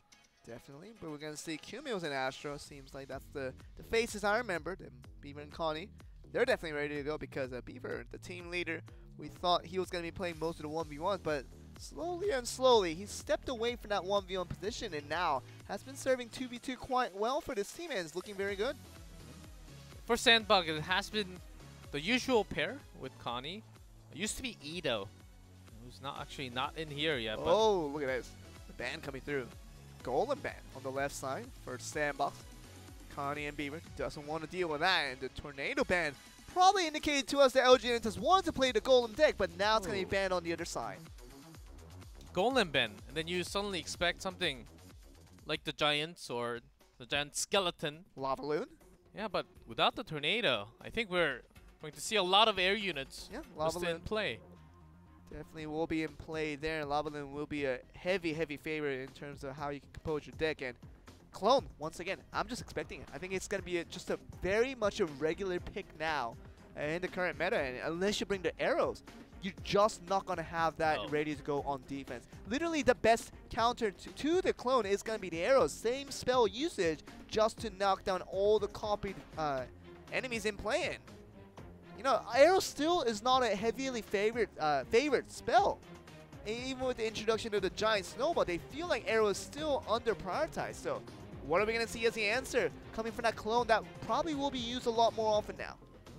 For competitive, because we saw lots of minion hordes within the last couple of weeks. We actually do see a lot of arrows being played. Even in 2v2, having such a wide radius, catching all the units, not really damaging too many. But you can catch all the small units in just one arrow, making sure you have the offensive moves as well, along with that spell moving on. Here we go and see, you know, what that comes into, because Beaver and Connie, they just want to finish this off, and 2v2, if they get a win right here, they will be heading towards the next round and trying to go up against Pono Sports once again, which they previously beat. So if they can do it again, they will be the wild card winner. We'll be surprised, but Pono Sports is going to be a strong opponent. But for the time being, we can't get ahead of ourselves. We have to worry about them going up against OG and Entus because it's still going on. For sure, as you see on the screen with Connie, 6-2. By set score, they had 3-0. Only playing 3 times of 2v2. Still 100% win rate so far. Against Kumas and Astro, only playing 4 sets of 2v2, holding 2-2 in record of sets. 5 wins and 4 losses in terms of game records and with Q-Mills, but 2v2 all of a sudden. It's going to be an 8 wins and 7 losses situation for Astro. So not the best situation. You talk about the weaknesses of OG and Entus primarily in the first parts of the season that came through with the 2v2s being a lot weaker than their 1v1s, which has troubled them at multiple times. And if they bring it back with the set number 2, I believe we're very likely to see Q-Mills for Ace Match. Yeah. Because he has been the Ace Match player so many times in the emergency situations for the team. But they have to win the 2v2 first, though. Yeah, they do, and have a long ways to go and a big hill to climb for OG and Entus because this is only the start. I mean, they have to beat out Sandbox in this 2v2 first. Then they have to go to the Ace Match and win again. And that's the only way they're going to go up against Pono Sports to see who the better team is. But for the time being, Sandbox is looking still just as strong as they've always been. And you know, over the last few weeks, I think the best Korean team was Sandbox. I mean, not much arguments against that, but you know, they are in the wildcards and they have to face up against so many other teams to prove themselves to say they are the best team out of the 4. But we're going to find out what happens between them and OG and Entus. And actually, most played from Beaver and Connie, they actually do not have the Golem in their play. It's mostly Miners and Giant Skeleton defense, along with some Pris and actually the Balloon as a key card. We get the game on the way. Game number 1 between Sandbox and OG and Entus 2v2. Let's see what Connie and Beaver can do against Q-Mills and Astro. Let's see OG and Entus on top, on red, on blue. On the bottom, we're going to see Connie and Beaver for Sandbox. See what they can do. Cute. Bats. Not doing anything so far. But once they have the charge, we do have the air units in coming for OG and Entus. See the guards just stopping the plays. The Dot Prince, no problem there. So as expected, we do see the Giant Skeleton from Connie Beaver. We just want to see that Giant Skeleton actually just die out early, but it's not going to reach towards. I'm not to be sure it's the Lava Hound. That's going to be trouble. See, But just explode. He got the Infernal Dragon down, and Pups barely do any damage. It was mostly from the poison. Yeah, fine for now. And once again, Infernal Dragon needed once again for the side of Connie Beaver. They do send it out. And they even have the Tesla Tower against all the Pups, so that should be a even greater ways of defense. But the balloon now on the rage. And it's gonna be trouble already, but the rocket is ready to go. Great plays there, and no problem. And the Royal Giant taking a page on the blocks. This is gonna be them. Was it just in time though? A little bit too early into gameplay. Not even gonna get one hit onto the tower, and a little bit rushed there. I think you're making the right point, G-Clef, and Connie and Beaver, they could have saved that Royal Giant too later. Now they won't have a real decent opportunity to play a Royal Giant again because the opponents know that card definitely exists within their deck. Oh yes, and they will be saving up the few cards, not throwing everything, because they do have that in their back of their head now. That Royal Giant can just come out of nowhere and do straight damage to the tower. See the Giant Skeleton once again, see what happens there. We're going to see continued effort. Side. Great poison and also Electro Wizard just stopping that dragon as well. Let's move forward here in the Miner. Just doing a good job. Just knocking off the damage, but the Giant Skeleton really having a hard time really doing anything with the explosion damage. Switching off to the right lane this time. You can see the Dark Prince just go down so much more quickly than it used to with the recent change that we saw. Once again, a Royal Giant not even at the bridge, so a bit confusing as to why the summon is right there. Also, give enough time. Just keeping the damage away from the tower. I think that's what they're looking for here, delaying the attack as well. Okay. And most of their damage is coming from the poison. Another rage. The balloon is gonna hit. Hit the balloon just fine from the rocket, and the bats to finish it off. Attack does continue, and the poison damage still coming in. And Mega Minion not really doing the damage to the tower. As they continue summons of that Lava Hound, just spamming it left and right. And well, this time the Miner actually connects, does a little bit of damage. Still gonna get only down to 1488, as 1532 is gonna be the count for the left side of Connie and Beaver. See how they stop the offense now. See the rage being put down. And no balloon yet, and a late balloon. See once again the rocket being able to finish out the balloon. It's gonna be no problem. And still just a spell cycle back and forth here between these two teams. It's all about the just poisons doing most of the damage more than anything else. Oh, look at this. You gotta explain to me about this King Tower summon of the Royal Giant. How do you make of that? They're giants, so they gotta be hidden behind that King Tower. The only Royal Giants I'm aware of is the one that you summon right out the bridge, but could be a different game that we're playing here. They wanted to make sure the death damage from those Giant Skeleton actually catches onto multiple units. Gets the damage done. Gotta get the freeze though. That's gonna be huge. Infernal Dragon still melting it down, and great defense from Cumulus and Astro, and Connie Beaver finding less and less answer as the times go by. Spamming onto the bridge. Skeleton slowly only getting the death damage. Sandbox trying to really put in the damage along with even spending the log just to do damage to the tower. That's the only damage they can get right now, unless this Royal Giant will not be stopped. Okay, how many? We're gonna see the freeze, no problem there, and the zap to reset the damage. Okay, we got the Electro Wizard as well, so a couple hits now. That's gonna be targeting the Tombstone, so there's no damage onto the tower just yet. See, let's move forward. The Miner still working at here, but it's gonna target the Skeletons instead of the tower. Joel, we need a magnifier onto that bridge. So just everything being spammed onto that bridge right now. I mean, 45 seconds. You just have to hold on for 45 more seconds, G-Clip, because 665. I wonder if Connie and Beaver will be able to get this done. See this being fought over here, and just getting the Tombstone just gonna be ready to get played. And Oja needs to do something right now because 347. 347, and that's within the rocket range. Okay. Are we going to be able to cycle back to the rocket very, very soon here? And so have the poison and the Miner. That's basically game. Okay, one more, and that's going to be it. In the end, Sandbox. Long, long game after that game one. Just overtime to the maximum. We almost got a draw there, but in the end, Connie and Beaver gets the job done in that game 1, and it's going to go over to game 2 with that victory.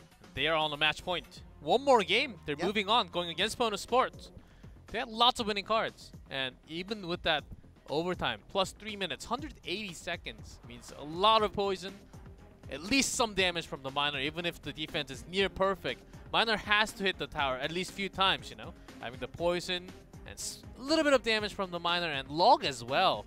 And they had the rocket to finish, so everything in range.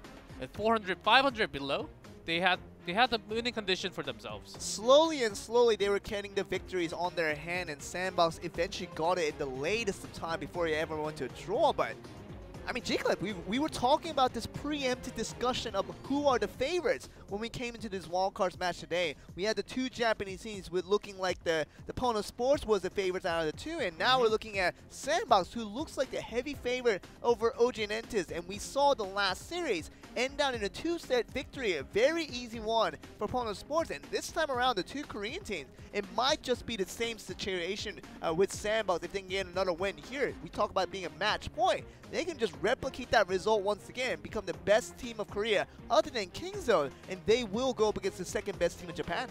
Yeah, that's right. OG Entis, they had a great defense as well. The Roan Giant never really connected until the final few shots. They had their tombstones, but their area units, the Balloon, the Lava Hound, they didn't really do any damage to the tower. Just rocket every single time. The rocket was there for the Balloon, and that was the perfect counter. Yes. Oh, look at this, a cute bridge summon, just spamming with that Goblin Game, just gonna have 1 tombstone and the guards take care of everything. Great defense there. Just making sure your opponent actually loaded into the game. Okay, look at this though. Give me an interesting start already. See an offensive poison with the miner. But on the left, the Dark Goblin actually did some damage as well. So not a bad trade for OG Entis as well. See it's being put forward here, and also be the beatdown deck we thought we would see, but Goblin Barrel deck for the side of OG Entis. Have that Princess ready to go. Still gonna be wiped out with that poison. Oh, great poison, catching everything, including the Tombstone even. Yep, Tombstone, the Goblin, not the Goblin, the Princess and also the Rascal Girls were caught out all in the mix. It's a great use there for that poison. Getting some hits from the Spear Goblin. You can see a lot invested. They end up dropping it, so might as well drop it earlier and take less damage. Sometimes you have to make those kind of decisions. You see it's being put forward here. The log is going to be there to take care of it, but do we see another log? Because another one's coming forward. No problem there. Valkyrie just in case. I wonder if the communication is going right for Connie and Beaver for the time being. We're seeing a lot of duplicated summons. These spells plus units though. Which has been hurting them just a little bit, not too much in an elixir trade, I would say. Let's go towards it now, and the log is taking out the Rascal Girls from behind. But see the bats moving forward now. Dark Goblin on defense. Not getting caught by the poison. Yeah, it's gonna be in a good position.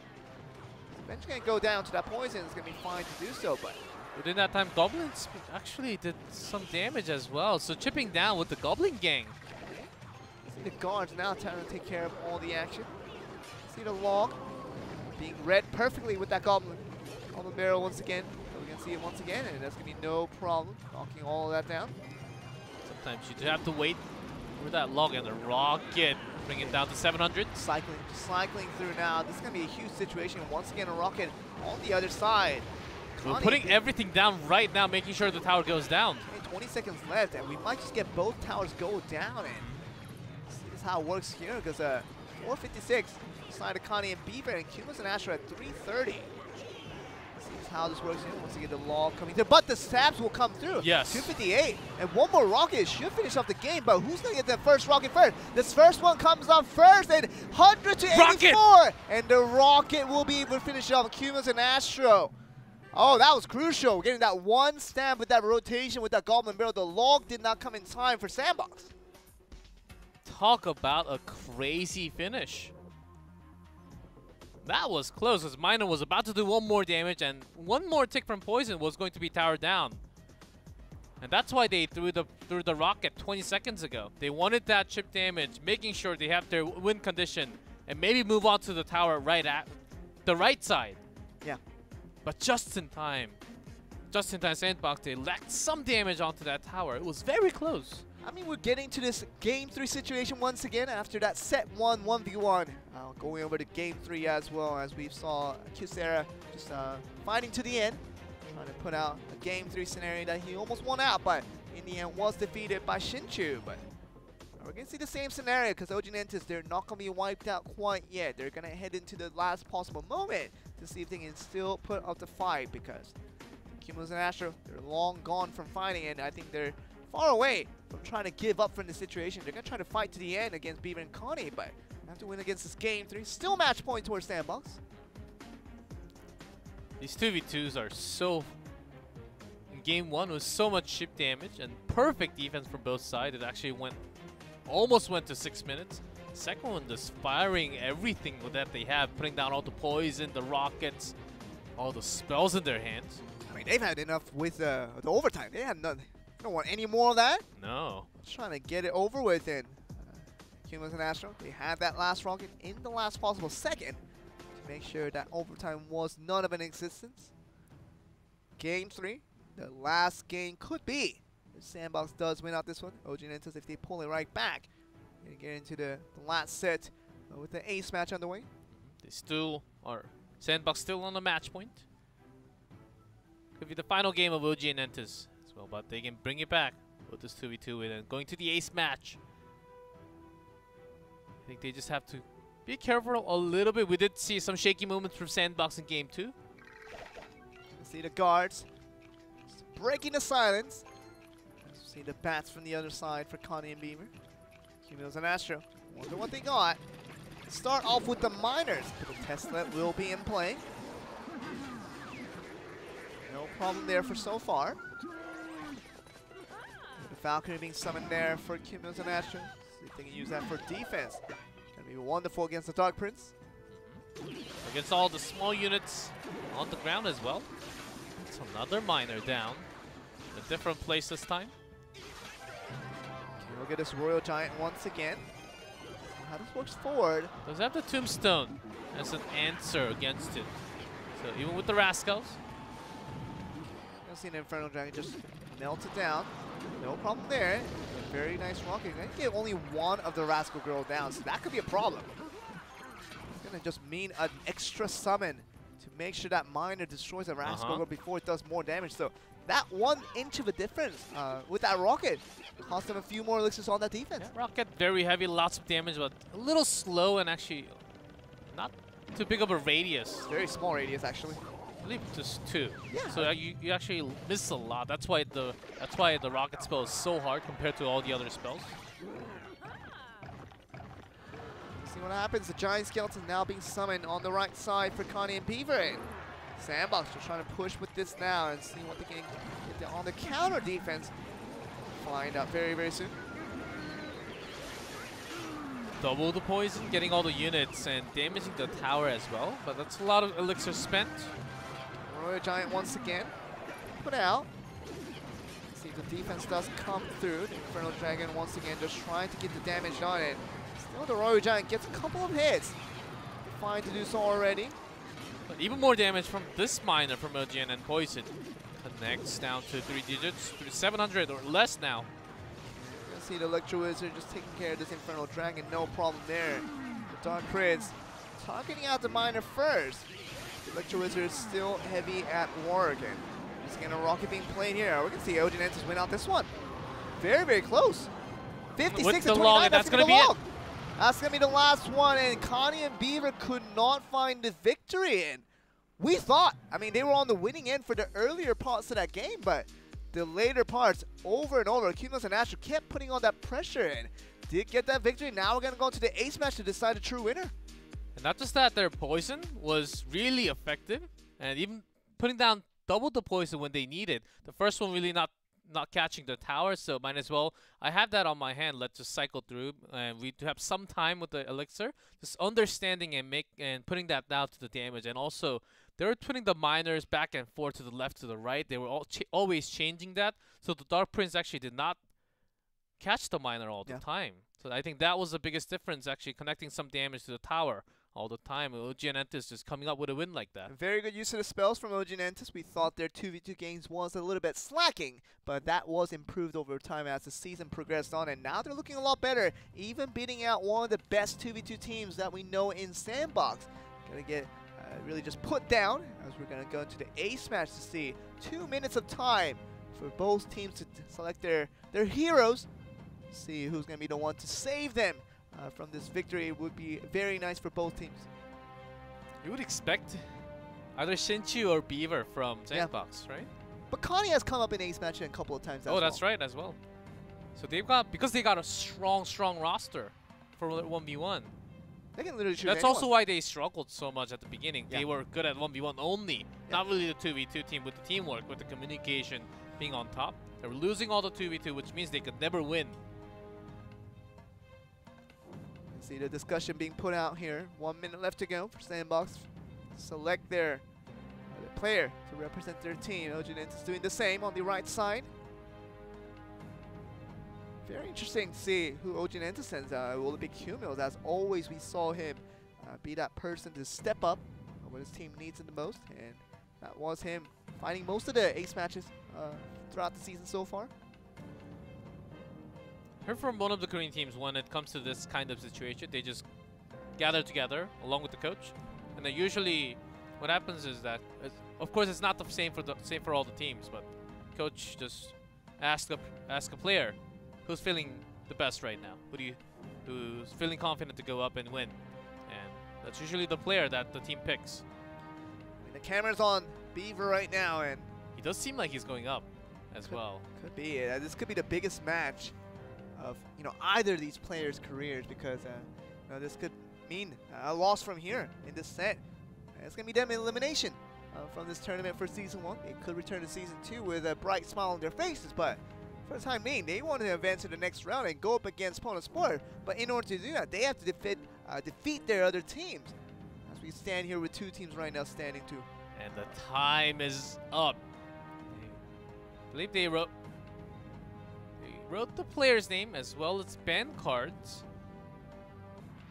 See what happens, because really interesting. Who's gonna stand up? Beaver's still standing. Everyone's standing actually. So Sandbox. Who's gonna be the one to step up? Who's gonna be the one to just go forward and say, I'll be the one to carry my team to victory? Has been Beaver in many key situations as a team leader that he is, but on the most recent games, we've seen the likes of Shinju come up, and we've seen the likes of Connie come up as well on multiple occasions recently. So will they go for the recently better performing forms, or are we going to see someone like Shinju that's done so well? I think Shinju's just on the rise, along with the results, in defeating one of the strongest players in the league, and just getting that confidence over and over, along with in the past weeks, that he can continue. Beaver smiling, has a little smile on his face. Do have the camera shots on Beaver multiple times. Maybe it's hinting something. Could be an indication. Let's see the players stand up. Who's gonna be? Sandbox, OG Nantis. We're still staring at the camera, and see Q-Mills being targeted there. It's Kissera and Shinju, basically just a repeat performance of that 1v1 we saw earlier in the day. The production Debated us. Yes. We are on YouTube, by the way, at the same time as we are on Twitch, so debated makes less of a sense on YouTube, but definitely we were baited in multiple aspects, and we thought it was going to be Beaver and Q-Mills to be representing here, but they're going to just go with what they planned as they woke up this morning. They thought it was going to be a Shinju, and for the other side of OG Ents, they thought it was going to be Kissera to represent them the best in this 1v1. They're trusting that intuition once again. Oh, this rematch was 2-1 in first set. I mean, Kissera was close, not in the first game, game 3.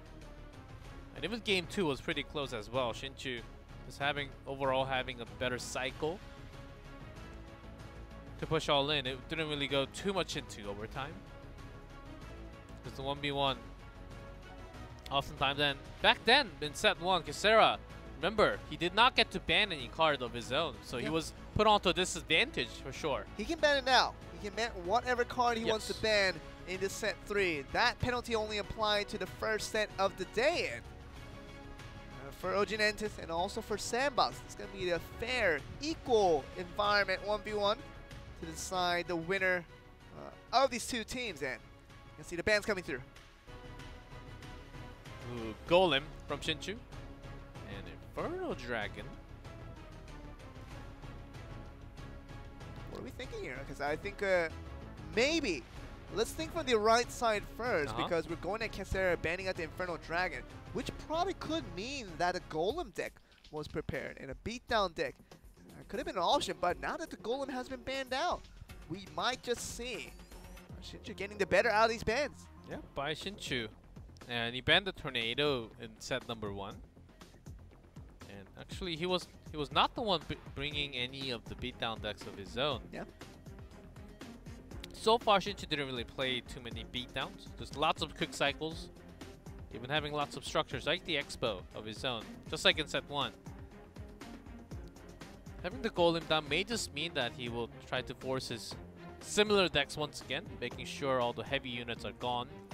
He can deal with it with the Rascals, with the Tesla. See how this works here, because Kissera, he's getting prepared to put up a revenge against a player that he lost to last time around, Shinju. You see him on the screen here. 1v1, 12 wins and 7 losses. Already many games compiled now. Thought he was a new addition, something that hasn't been played in 1v1 many times, but now he's been getting a lot of numbers into his record book, and he's been on the winning end and has looked good for the side of Sandbox. And I was trying to do it again, this time against Kissera for the second time around. He barely played into week 4. Coming into week 5 and on, he was doing a lot of 1v1 for the team. And defeating Tengad, who was really good at 1v1, and even Mikambuya right after. And ever since then, a lot of the commentator, a lot of the Korean players as well, saying this guy's, we didn't really know how good this person was before. But now we really do. He was up against a very strong Japanese players and he won. Of course, he wasn't a 2-0. It wasn't as dominant. But the fact that he beat him, that was the important part. Oh yes, because no one could beat Mikambuya before. Yeah. Before Shinju came along. It's gonna be up against Kissera. He beat him last time around and has to do it again for Sandbox to advance to face against Pono Sports once again. But for the time being, Kissera is still being trusted upon from the side of Oginentis, thinking he is the man to push them forward to victory, to glory. And see if we're gonna get that from Kissera, who's had a pretty midway segment in terms of how the records have shown for him at 1v1, 6 wins and 5 losses. He's used lots of, not too many heavy beatdown tech. He actually used Tornado before. I believe that's why Shinju banned the Tornado. Yeah. And I'm talking about 1v1. Not the 2v2 Tornadoes. That has been banned all the time. Lots of poison minor combo. Along with the log as well. That's what Kissera used the most. Having the Ice Wizard to slow down. Also having the Tombstone to drag everything. Now we can see this matchup coming forward. Sandbox and Oginentis, two teams from Korea who they haven't faced against each other in a very long time. Has been on a roll once again for both teams. 1v1 going over to Sandbox and 2v2 going over to Oginentis. Set 3, this ace match. Who's going to get the win? We're going to repeat performance out of Sandbox. With Shinju on the lineup against Kissera for Oginentis to see how this game 1 unfolds. We're going to find out very shortly.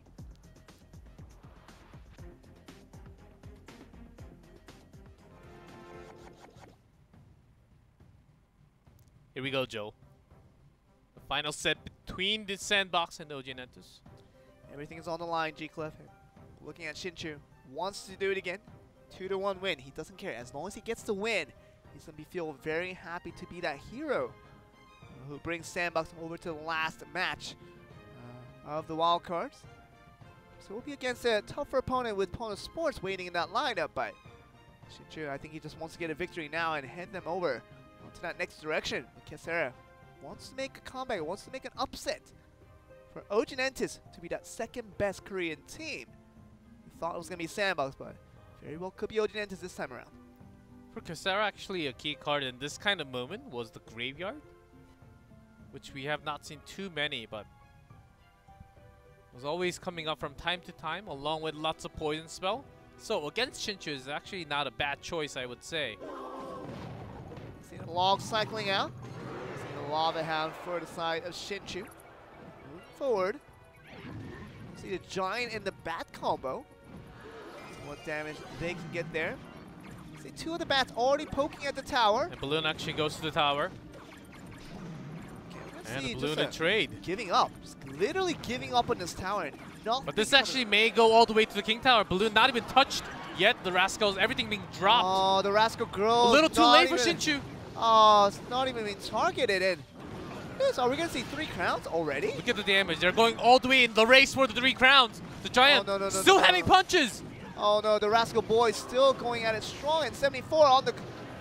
Uh-oh. What did we just watch? This is trouble. Kissera. I mean, he's not even smiling after that win, but...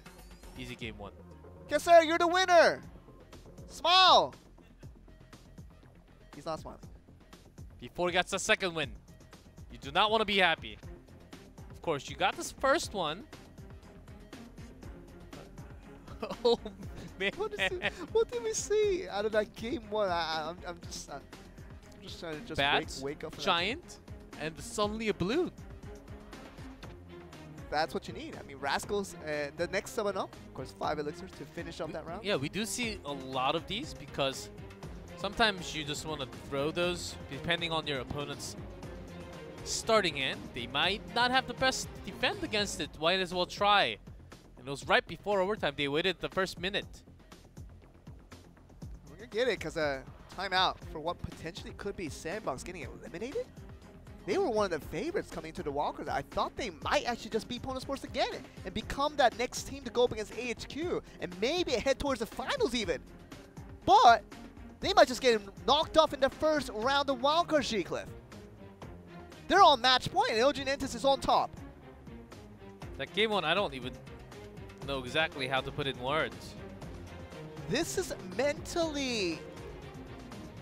What do you call this? I was about to call out. Sometimes we did see that already, like putting down something like a Golem, having a really slow push, and then your opponent just beats you down with the speed of the units.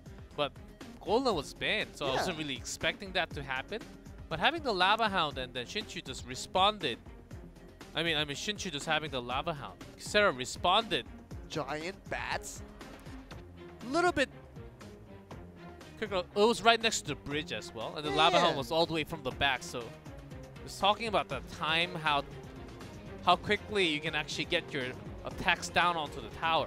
Kissera just had the understanding. I mean, I don't like to use this word too often, but this is tilting.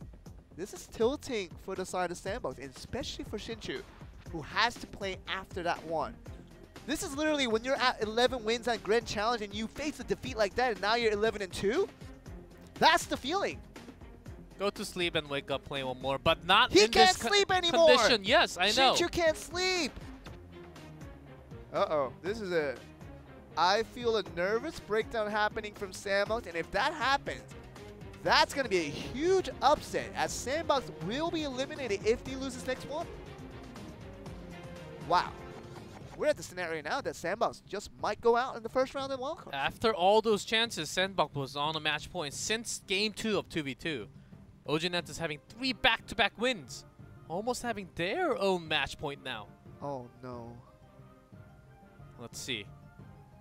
I mean, Sandbox from the past couple of weeks, they were looking like maybe they were the best team in Clash Royale League Asia because they beat out previously adorned teams of that title. Game with, obviously, the best team waiting at the final right now. Pono Sports, the second best team, no one argued against that. They beat both of these teams. Sandbox beat both Game with and Pono Sport to earn that title as perhaps the best team we have right now in Clash Royale League Asia. Is this a deja vu? Having the log down already. And remember, Sandbox never won against the Korean team. Yes, that is true. Only lost against Kingzone, OGN, OPGG, Skeleton, and Fob Gaming from Japan. So, but that just means they never won against the Korean team. maybe they never will. Oh, we'll see. This game comes down. Valkyries summon. Valkyries on both sides. See the execution. This is an interesting pick. See the poison. Okay, Tornado is allowed in this game, not banned. Okay, we're gonna see the poison first. See the Mega Minion. The graveyard instead from Shinju. In the graveyard. But we're gonna see the defense for this. There's a wall. Poison was used already. Valkyrie. Very So nice. not having that cycle. Valkyrie is so good against graveyard, and had to use a wall just to cycle back to the Valkyrie. You see that being the 5th card. That had to come back in rotation. Seeing the Rascals now, taking care of the Valkyrie. Valkyrie takes no hits towards the Rascal boys, so very nicely done there. See the tombstone on the side of Kissera. Which doesn't really help too much against the graveyard, which is the key winning card for Shinju. You can see this being played up here, the Executioner just working towards. An offensive poison, Kissera is willing to spend this one. We're gonna go with this one, Kissera, just trying to go forward. Look at the Valkyrie on all the way behind, expecting a graveyard. So we can see the Rascal being played here on the right side, splitting it up to the left, and you see the right side To graveyard right this side time. now. The Mega Minion is there, even the poison. It's a defensive poison to make sure no damage comes through with that graveyard. Does a very good job, but the Rascals, it's already at work. The girl connects 3 shots or more even. 1472 on the right tower, and Shinju. Now we're gonna go to overtime and see what we can get out of Kissera. Mega Minion, take care of it now. It's dangerous right now for Kissera. Shinju always connecting damage. Kissera not even coming close. You're gonna see the Valkyrie just go to work once again. No problem there, and for the time being, the Valkyrie's gonna come forward and try to make the best out of it. Skeletons actually connect few shots, down to 1600. 1663. So the right tower is the one at more of a threat at 1472. Can he bring it down in time? He's still holding 2 more guards. Oh, there's a graveyard Kissera. for Kissera. He kept it to the very, very end. Shinju also held that poison this long. Wow. Very, very interesting there. How that's being played so far. So trade of poison and graveyards on both sides now, and wow, this is the end we're gonna get. We're either gonna get Kissera or Shinju bring their team onto the next round of wildcards, and the other team, the opposing team that doesn't win, is gonna be eliminated. Shinju was trying to do some more damage with the Executioner, bringing all the units in front of the tower, but the Executioner was way too low, didn't really connect too much damage. You know that Shinju, he hasn't won a single game yet, so even if he wins this one, he has to win one more game to get his team to go up against Pono Sports, but Kissera's chance to have the graveyard, but not really dropping it now. okay. Moving forward here, the Valkyrie doing so much work. Poison was out, and Valkyrie was out with the last cycle. And we can see this being played out here, the Ice Golem just trying to take care of everything. The Execution even working towards what we're gonna get out of the Executioner, but for the time being, still very nicely played, and she's just still on the push. 966. The Skeletons doing some damage, connecting shots. Executioner way too low. Oh, not connecting to the tower. Yeah, it's not gonna connect to the tower. He's just trying to extend that over so you can throw the axe all the way to that direction, but poison both ways now. Reactionary in 950 down to 923. Down to about a little bit over 800, and 815 is gonna be the final count. About even, I would say. Shinju dropping down the graveyard once again. Valkyrie to defend, Oh, but dragged by the tornado. Oh, The Skeletons are connecting the damage. Oh, but the tornado in the end, that barely saved him. But 162 means that Shinju can finish out with a poison. I feel like this is gonna be game over. And that's gonna be 1-1. That's gonna be 27 and down to nothing, and Shinju. Oh, that's a long, long game. Graveyard poison on both sides to make sure who gets the last chip damage down. And the last tick from the poison did them justice with that tornado, dragging down the Valkyrie. The primary defense for that graveyard for Kissera is gonna go down. Not gonna have the defense available in that. Oh, Graveyard. The skeleton doing so much damage in the end. It's just understanding and what you could do with the spell, because you were expecting the defense. Kissera, it was either the poison spell on top of the graveyard or always the Valkyrie. And when there are only few ways of defense, and your opponent can actually read that coming in. So Tornado, right on time, dragging the Valkyrie away from the tower was the win condition. Shinju was very close. I was actually thinking about maybe it's going to be a draw with maybe just a few hundred hit points left on the tower, because there was nothing like the fireball or the rocket. And it was only 30 seconds away from that situation. It was 30 seconds away before it would have come to a tie, but now we're going to get a full set. 3 games on 1v1, 3 games on 2v2, and now 3 games on this ace match.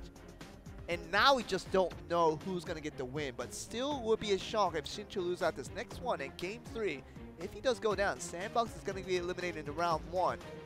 And we're going to see OG and Entis, if they win out, they're going to head to the next round and go still as the Korean representative in this wildcard matchup to go up against Pono Sports. Game 3, last game. It's all for the marbles. This is for all the marbles. I love the Every marbles. marbles. I love the marbles. Love the ice cream as well, but still, we're still going strong between these two teams. Shinju and Kissera to decide everything. Everything is on the line now. The cycling. Ooh, that's a really aggressive poison there. Offensive poison being used by Shinju. Now we're going to summon the miner over that way, and offensive poison the other way. It's going to do them a lot more justice. The miner coming through.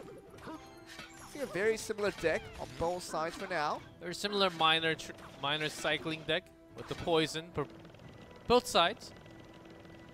1998 versus 2062. I would say count. So far a little bit worse for Shinju, because he has a lot more goblins, which is very basic, which will just be deleted by the ground poison. And look at this bandit with no goblin gang. That's not the Pekka. Pekka does survive one shot from the Pekka, but right after with the princess helping out. We'll get all the units down. It is a very similar deck on both sides now. They just might have the exact same deck. Hard to know, but the balloon will come through. It's a Shinju's twist to this deck, and see how this works forward here. Even if it doesn't connect, it seems like it will connect. Couple hits, 1 drop at least. Ooh, that was very close to a 2nd drop possibly, but gonna get that tower down to 352. A great win there, micro win for Shinju. Just continue. Shinju was going to be happy regardless if it doesn't connect, as long as the explosion damage continues, because the miner was getting constant hit on the back of the tower. There you go, and what's the win condition for Kissera now? He doesn't have something like the balloon to finish off something very, very far away, but 352 on the count for Kissera. Once again. Maybe just the heavy spell for the last card from Kissera. Maybe. We're gonna see this Pekka being played out here, see what he can do. See the balloon on the left side. Already switching to the left side. See the Mega Minion. But just the Mega Minion is not enough to bring down the balloon. You need the Princess Tower as well, which was hitting the miner at the same time. So look at those numbers, down to 3 digits for both towers. There you go, and 352. Nothing to do now, and if you are Kissera, you are extremely, extremely nervous, because this could be the last game of your season. You just have to have one good push for 1,000 damage. Oh, but look at this, another balloon push coming in. We see like there's no stopping this balloon from charging in. Even the Goblin Gang's gonna take care of everything. And there's gonna be one more drop. That's one down. 5 seconds. 954 has to be covered for, but still a strong push coming forward. It's gonna be a 2nd one down. Oh, that would have been the 2nd one to go down, but Shinju keeps Sandbox in this tournament, and finally gonna get the sigh of relief as Sandbox moves on to the next round. It's gonna be against Pono Sport, but took lots of games to get the winner. And the fact that they have to play right after 9 games of play, and Ponos, they have been waiting after the 2nd set. Exhausting. Absolutely just exhausting, and you have to go up against maybe like a 5-minute break, and you're up once again. Maybe Shinju has to play another 1v1. Well, that's why we have roster with a lot of members, so we can switch in and out for the next matchup. I think you can just continue and making sure if they're feeling tired, maybe sit on the bench for a while. I mean, we're looking at game 3 now, G-Cliff, and no answer for that balloon whatsoever. Definitely the Mega Minion is not going to cut it in. Look at that, even the Mega Minion has to chase for that last hit, and in the end, it became a very easy dead counter for the side of Shinju because he had the balloon where Kissera had no answer to it, and became a very easy game 3 victory in the end. That's the power of minor balloon combo. Either one, you can't really defend both at the same time. It's really hard, and you will at least get an elixir trade or better feel the damage from minor. If lucky, you get the balloon drop as well. So that's why Kissera was really not defending too well. And his last card was actually the log, which is not really a big help against the minor or the balloon. That's right, and you just had 8 elixir summon of that. The balloon with that 5 elixir, with the minor with the 3 elixir. It's going to get the job done for Shinju, who now advances Sandbox over to the next round. It's going to be 1 match away for them to be that wildcard winner. And if they can do that against Pono Sport, they're going to be the ones to face against HQ. Yeah, it's going to continue as very soon. And one more match waiting, though, for us. And this is the most important one for today. It's going to be the last match of the series, and we're going to get the last match of the day with Pono Sports going up against Sandbox to see who's going to be the winner of the wildcards to go up against HQ next week. We're going to find out after a short break.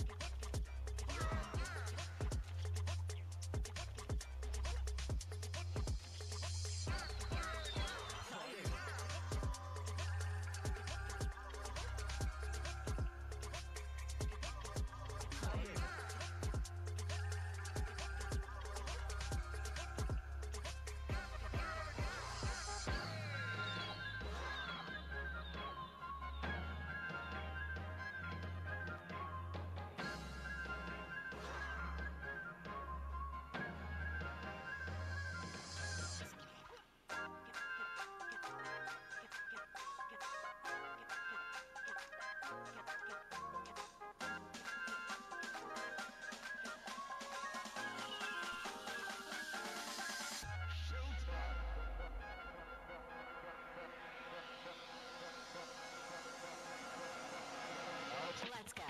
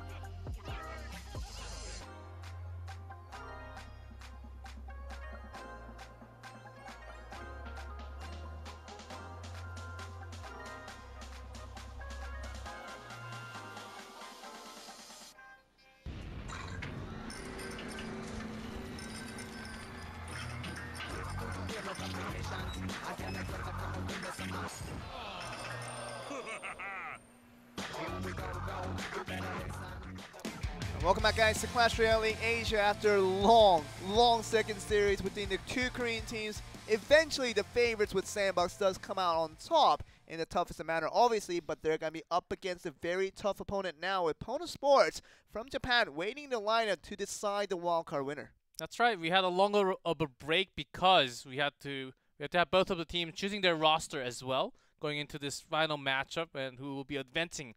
Going against AHQ as the first place from Southeast Asia. So it took a little longer of a break, but we have no idea who's going to play for 1v1, 2v2. We'll have to expect who played the most. Maybe Shinju could just play continuously, but he did play lots of games of 1v1. I mean, that just means that he's a lot more warmed up, and maybe it could be a plus for him to just continue on with that trend to make sure he continues the games ahead and gets more wins on the board. And that would be nice for Sandbox because they definitely would need it against a very strong team we know as Pono Sports, who has been strong all season long. And they're still looking like the favorites over Sandbox, but Sandbox did previously beat them out.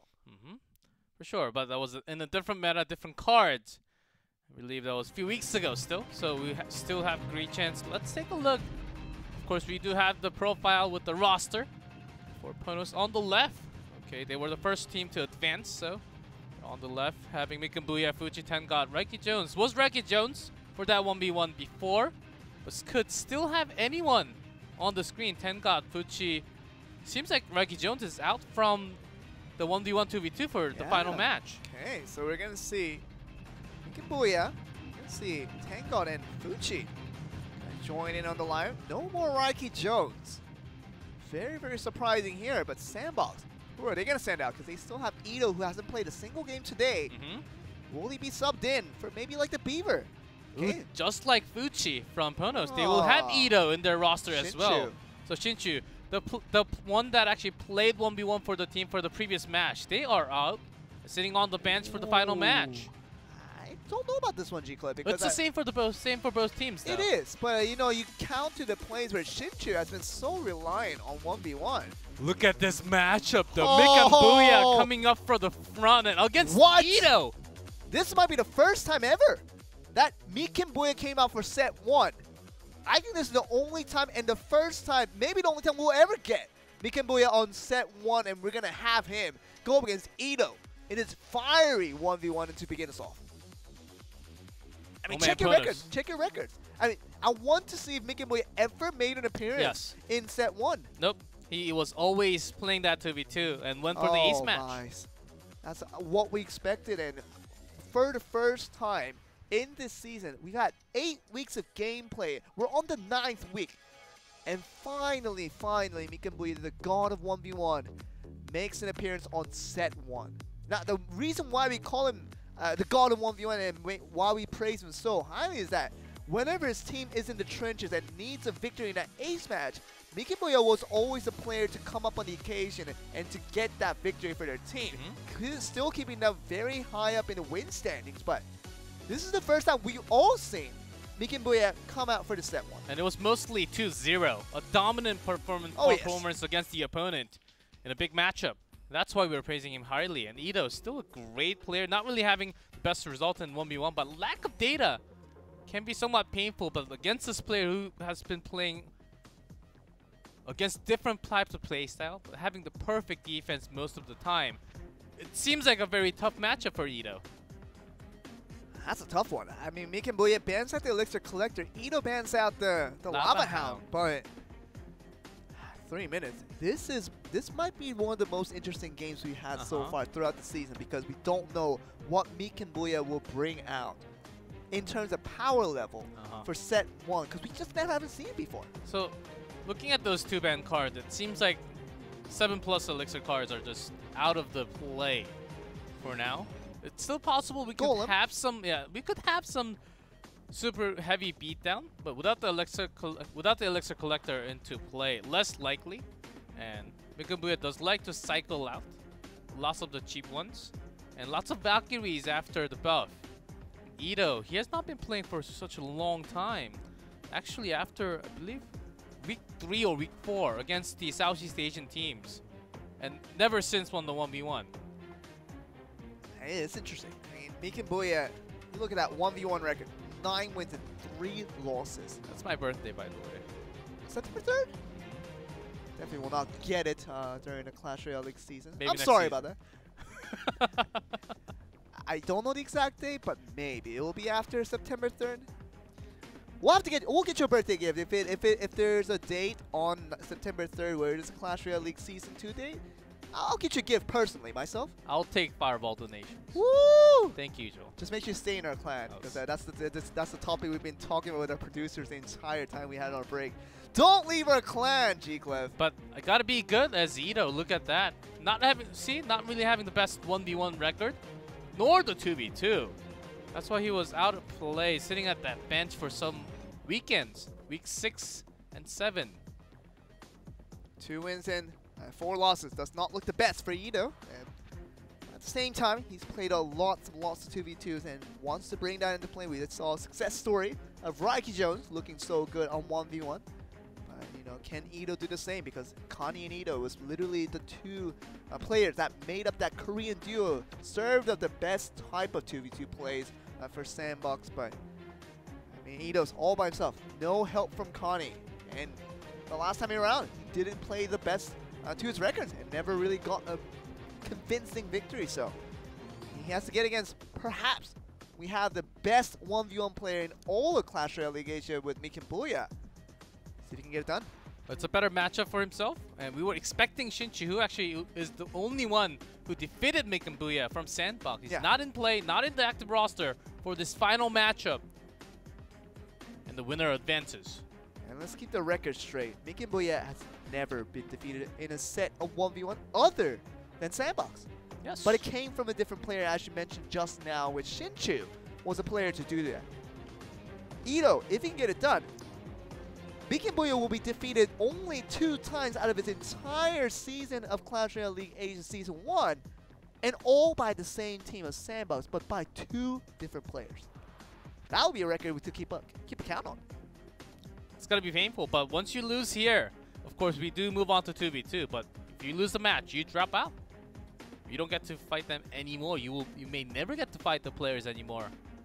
In Pono Sports, they've always been looked at as the second best team we have in this league, just bar none. No one really came close to seeing that Pono Sports wasn't the second best team, with Game with very much the first. But they are at the wildcards, because you just can't have 2 Japanese teams in the playoffs. Not initially, but they have to earn their respects and earn their rights to get into this one. And Mikenbuya trying to do that for his team now, as he just smiles up, and we see the thumbs up for all these 2 players. The game underway for game number 1. Only the original emotes, though. We do have new emotes in the game. I love him so much. And you never know. I mean, Ito and Mikenbuya, they might not have spent the $21 to get that extra emotes. Oh, Could be. I do like... People like the clickety clack of the teeth thing with the goblin. They like that a lot. The sound effect is quite charming. Oh, the balloon straight in for me, though. Okay, we can see this. Ito just being Start stopped. bubbling. look at this. Very, very nice. With the gumballs, maybe just in drop. time. Oh! Gets one drop. That's significant. That is very, very significant. The Hog Rider for Mikenbuya. This is going to be special. Along with the Rascal Boy, Inferno Dragon, not locks on now. Okay. Let's see, 3 hits coming in. So that's not actually that bad for Mikenbuya on that trade. Not too bad. Yeah, 1632 to 1464 on the count now. Mikenbuya a little bit behind, but could have been a lot worse. That drop was supposed to not happen. Hog Rider going straight. Of course, Ito's hiding all his spells. You can't, and you do have to think about tornado as well. There's a chance for that as he holds that explosion after the balloon. Maybe he wants to connect with the tornado. We did see that happening from lots of Korean players. Mikenbuya just getting to that Inferno Dragon in time, putting the Rascals on the left and see what he makes of it. Miner will come through, just trying to get some chip damage, getting it all for free. The Mega Knight help the left defense. Hog Rider along with the Ice Golem. You're going to see this come forward, no zap for Mikenbuya. And that's going to be going forward with all that damage. 903 on the count. Mega Knight still not being stopped in play. That's the jump and also a hit. Gets hits. 2. Yeah, but still going to be down to 1646. It feels like Ito's going to be focused on the right tower more than anything. But just in case, both of the players brings down the first tower. He has an advantage onto the left. Ito's going strong here, just trying to take down. You can see the balloon summoned way at the back for Ito. It's trying to just escort that into play. And Valkyrie just going to do a good job for now, trying to take that, make it happen. And the bats against the Inferno Dragon, which is the best one. Okay, look at this. A Hog Rider summon on the left. I have to summon the Mega Knight to get that done. But this time on the right, Ito doesn't have anything for this. This is a huge rush coming in from the right side. That's the minions. Yeah, just minions. I think the Rascal Girls get a couple of hits at 752. Look at this, left side, Mega Knight. And also, look at this, just so much damage coming through. The balloon not connecting. Along with the miner. Balloon, Just get one. Balloon! 1 damage, 1 drop is all it takes, and that's going to be fine for Mikenbuya. He's going to survive to that one, and the Ice Golem doing a couple damage. 433, 488 on the right and left side. 70 damage Lots from of Ice defense Golem. has to be needed from Ito now. Overtime. All the towers so low. Below 500 HP. And Hog Rider goes straight. It's a race. Okay, Hog the Rider Hog goes Rider straight. wants to, and the second one does come through, and Mikenbuya is going to get the Booyah out to play and is going to get the Game 1 victory over Ito and a 1-0 lead now over to Pono Sports. That was a crazy 1v1 game. That was where we so just had close. all 4 towers below 4 digits. Yes. Absolutely crazy. And crazy of an equal matchup. We thought Ito would have been a little bit behind, but that was very, very close. Once you have attacks for both sides, if you make one single mistake, one placement mistake of the Rascals or anything like that, the spells, you end up losing 1 tower. Brilliant use of the Hog Rider. I just have to mention that Mikenbuya putting that mix of the right side and the left side, just cycling that Hog Rider again and again and again. Great stuff from what we know as one of the best players we have in 1v1. Mikenbuya is showing his strengths once again. And also, Ito making sure he trades with the balloon. Yeah. Sometimes it was super close, but he got the drop a couple of times onto the right side and also the left side. It's close for himself. His miner didn't really connect too much damage against. So because there were lots of solutions like the minions, lots of the small units, the Dark Goblin, which did so much damage.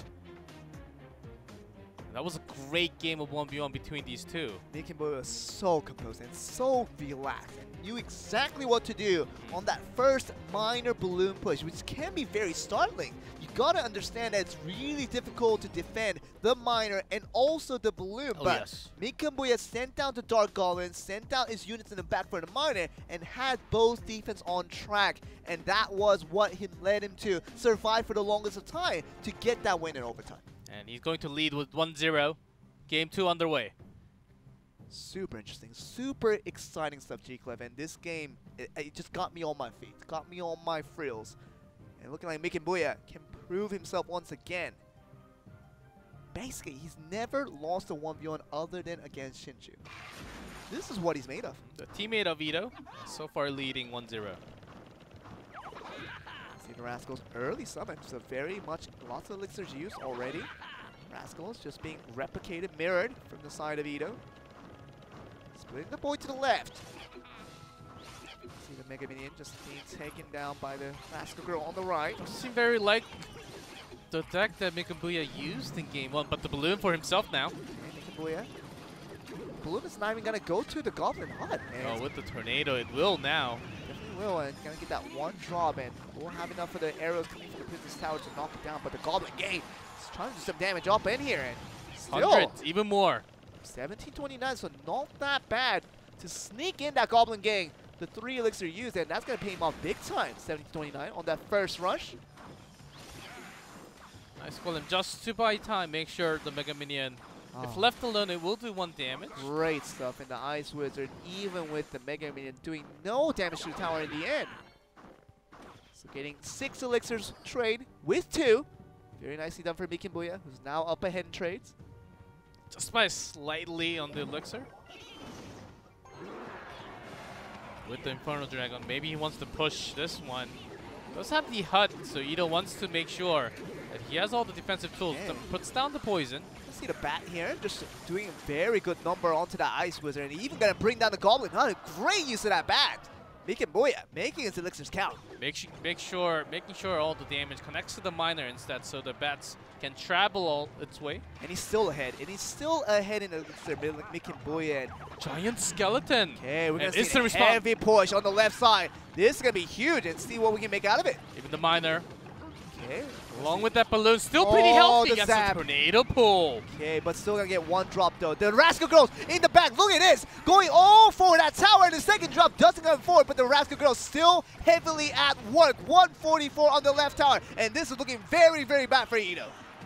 On the right side, Skeletons just went down from the bats a few more as a defensive to a graveyard. It's gonna be the last a little card. too late, 20 seconds to go. Oh, but the Rascals are here just to take care of everything. They're not gonna miss a single skeleton as the last balloon is gonna be up to play to go open to that one. And 144. How are we gonna see him getting taken care of? The miner's gonna be summoned, and there's no counter. And we're gonna see the Rascal Boy, thankfully, getting the counter up to that. 144 is not gonna go down for the meantime.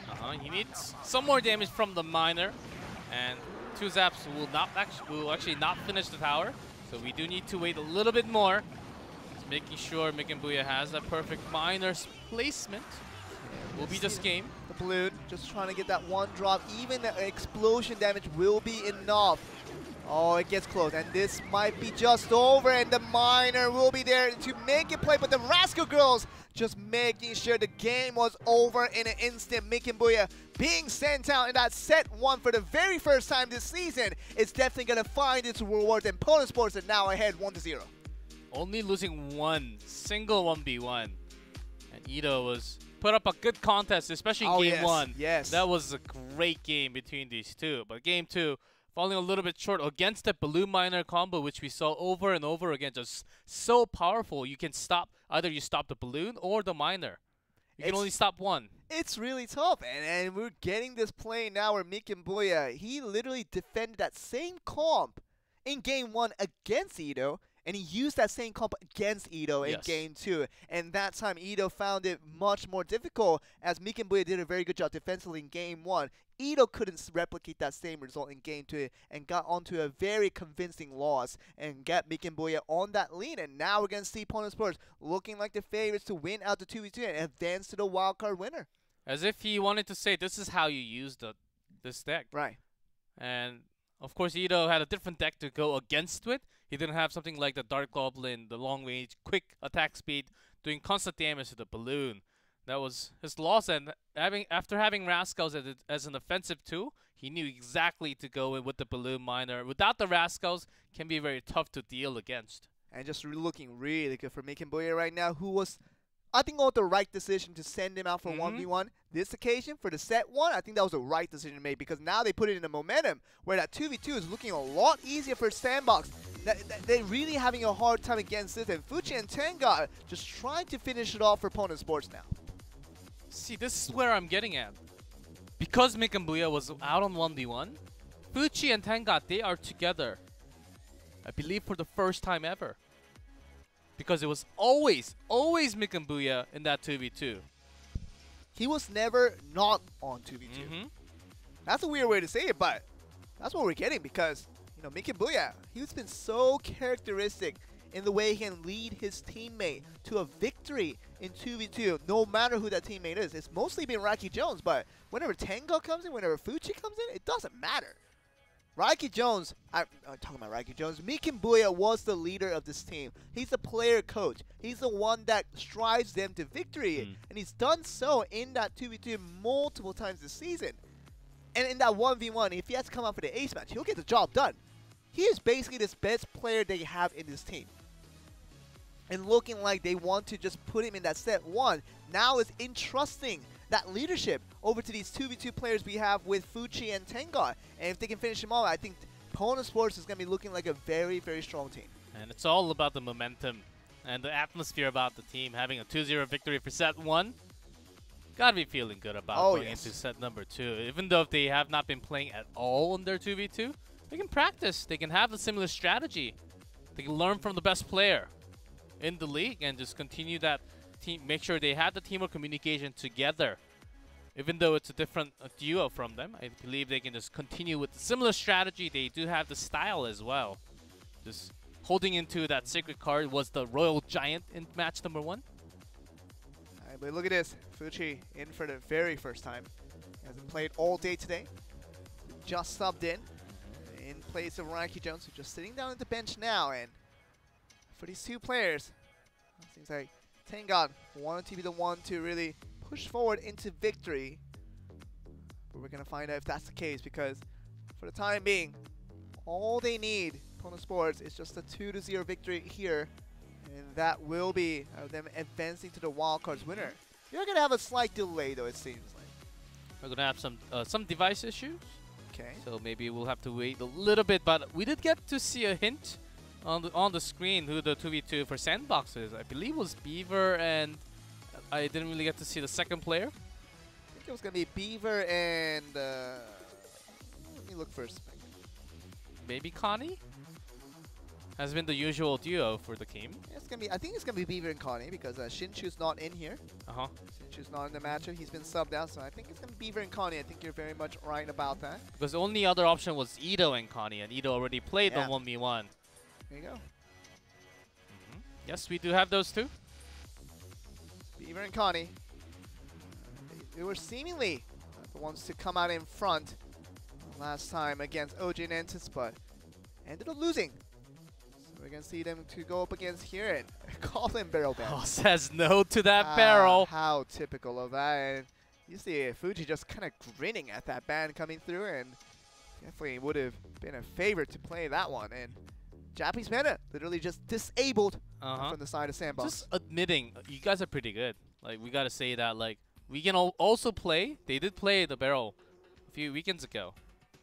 Still just respecting your opponent, just knowing how they could actually utilize the card along with different rascals and all the spells. It is a respect ban. It just really is. And the Goblin Barrel has been utilized so many times by the Japanese teams and gotten incredible win records all throughout the season. It's been introduced ever since the Rascal was introduced. And it's been seeing wonderful, wonderful success. And literally, if you just ban out the Goblin Barrel, that deck is no good. The log bait, the arrow bait, whatever you want to say, this deck doesn't work without the Goblin Barrel, because that is the primary win condition you're trying to get a win for yourself. I know you try to just sub that out to a different barrel. Doesn't work. Maybe with the Barbarian in it, but it doesn't work. It doesn't work. It does not work. Do not even try, guys, because I tried and it didn't work. You tried it? Why'd you even try it? I just got a draft deck that's just like this one, and then with the Barbarian barrel. Did not work. Why did you even try it? It was a draft. I don't get to choose all the cards. You knew it wasn't gonna work. Hey, I only get to choose 4 cards. There you go. And you chose the Barbarian Barrel, possibly the worst card we have in the game. I just got it. I didn't choose it. Alright, alright, alright. I'll leave it at that. I'll leave it at that. But I won, though. But you know what it is, though? I think the Royal Hogs might be worse than Barbarian Barrel.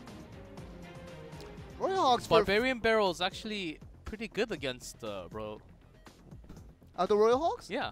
Actually Once is. they're all in the same lane, of course. They're Of oftentimes just split 2-2. But I just don't think that's very good. The Royal Hawks die out pretty quickly. They're not as strong as you think. Hey, if they're stronger, I don't think any of us will be having a great time in the arena. So I'm happy. I'm happy with the way it is. I don't mind the tanking abilities. If it goes down quickly, that's fine. But I just wish you would do us a little more damage. And I think for 5 Elixir, you just end up not getting that much damage done with the Royal Hawks. You just think of multiple, infinite ways that you would summon out something other with that 5 Elixir other than a Royal Hawk. I think I'm saying this now. The 4 Elixir Hawk Rider summon is better than the Royal Hawks right now at this current state. Just for 5 Elixir, it just doesn't seem that efficient. We'll see. Maybe the upcoming balance patch will Buff? have some changes. We need to buff on the Royal Hogs, man, and that's the only thing we need, and we'll be happy campers all around. And I just wish in my heart that Supercell does not listen to Joel. What? Why? I am not the biggest fan onto the Hog Rider nor the Royal Hogs. I mean, you got the Elite Barbarian to play. I'm playing it on my second account, looking very, very good. A little bit better to deal against with the Snowball now. It is. It is actually a good counter against it is a fantastic counter against the Elite Barbarians. The giant Snowball, just knocking it both back and splitting into 2, and you're going to make it target something else at a time. You just want to buy time with the Elite Barbarians. It always works when you have that giant Snowball doing so much wonders. And you know, we were talking about Royal Hawks all day, but I think we're going to get ready into game number 1 for this set 2. Could be the last one. Mikin Booyah showed the strats in set 1 in that 1v1, 2v2. Tengon and Fuchi, can they get the job done against Connie and Beaver now? Again, those 2 cards not allowed in play today. Definitely the giant Snowball, and so the Royal Hawks will not be in play. They have been disabled for this week's tournament. Maybe we'll get it next week, but we're definitely not confirmed on that one. We'll get the information out to you guys as soon as we get it. We'll be happy campers. We like camping all that. The Lava Hound being summoned against the Golems on the side of Beaver and Connie. Sandbox, they already have the Tombstone. So I find them so pretty happy that they have that in their hands. I guess the Golem. Lava Hound is going to be moving forward with the Infernal Dragon just melting it down. Along with the minions that just summoned into the arena. Balloon push from Sandbox. With the Golem. He's going to go for the Tombstone first. And look at the Ice Spirit taking care of the bat. Balloon, extremely healthy. How many drops is he going to get? Nice freeze. Very, very nice freeze. And literally not even the explosion damage is going to get to that one. And very nicely done by Tengon and Fuchi, who had the emergency freeze ready to go. Just a scratch from their palm. A few hundred down. That's it.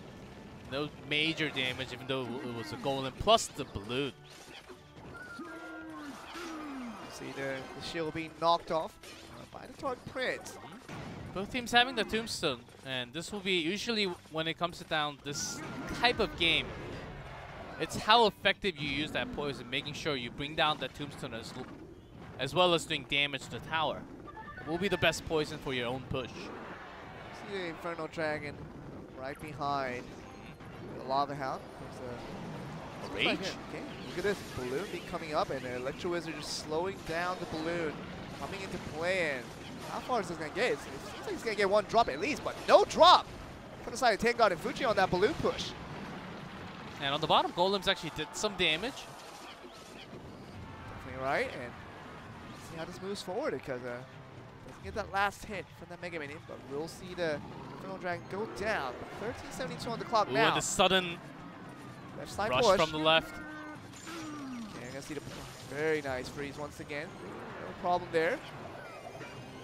See the Tombstone just to wipe everything out. And Balloon is still pretty healthy. It will connect 1 damage. Get 1 damage and that's fine.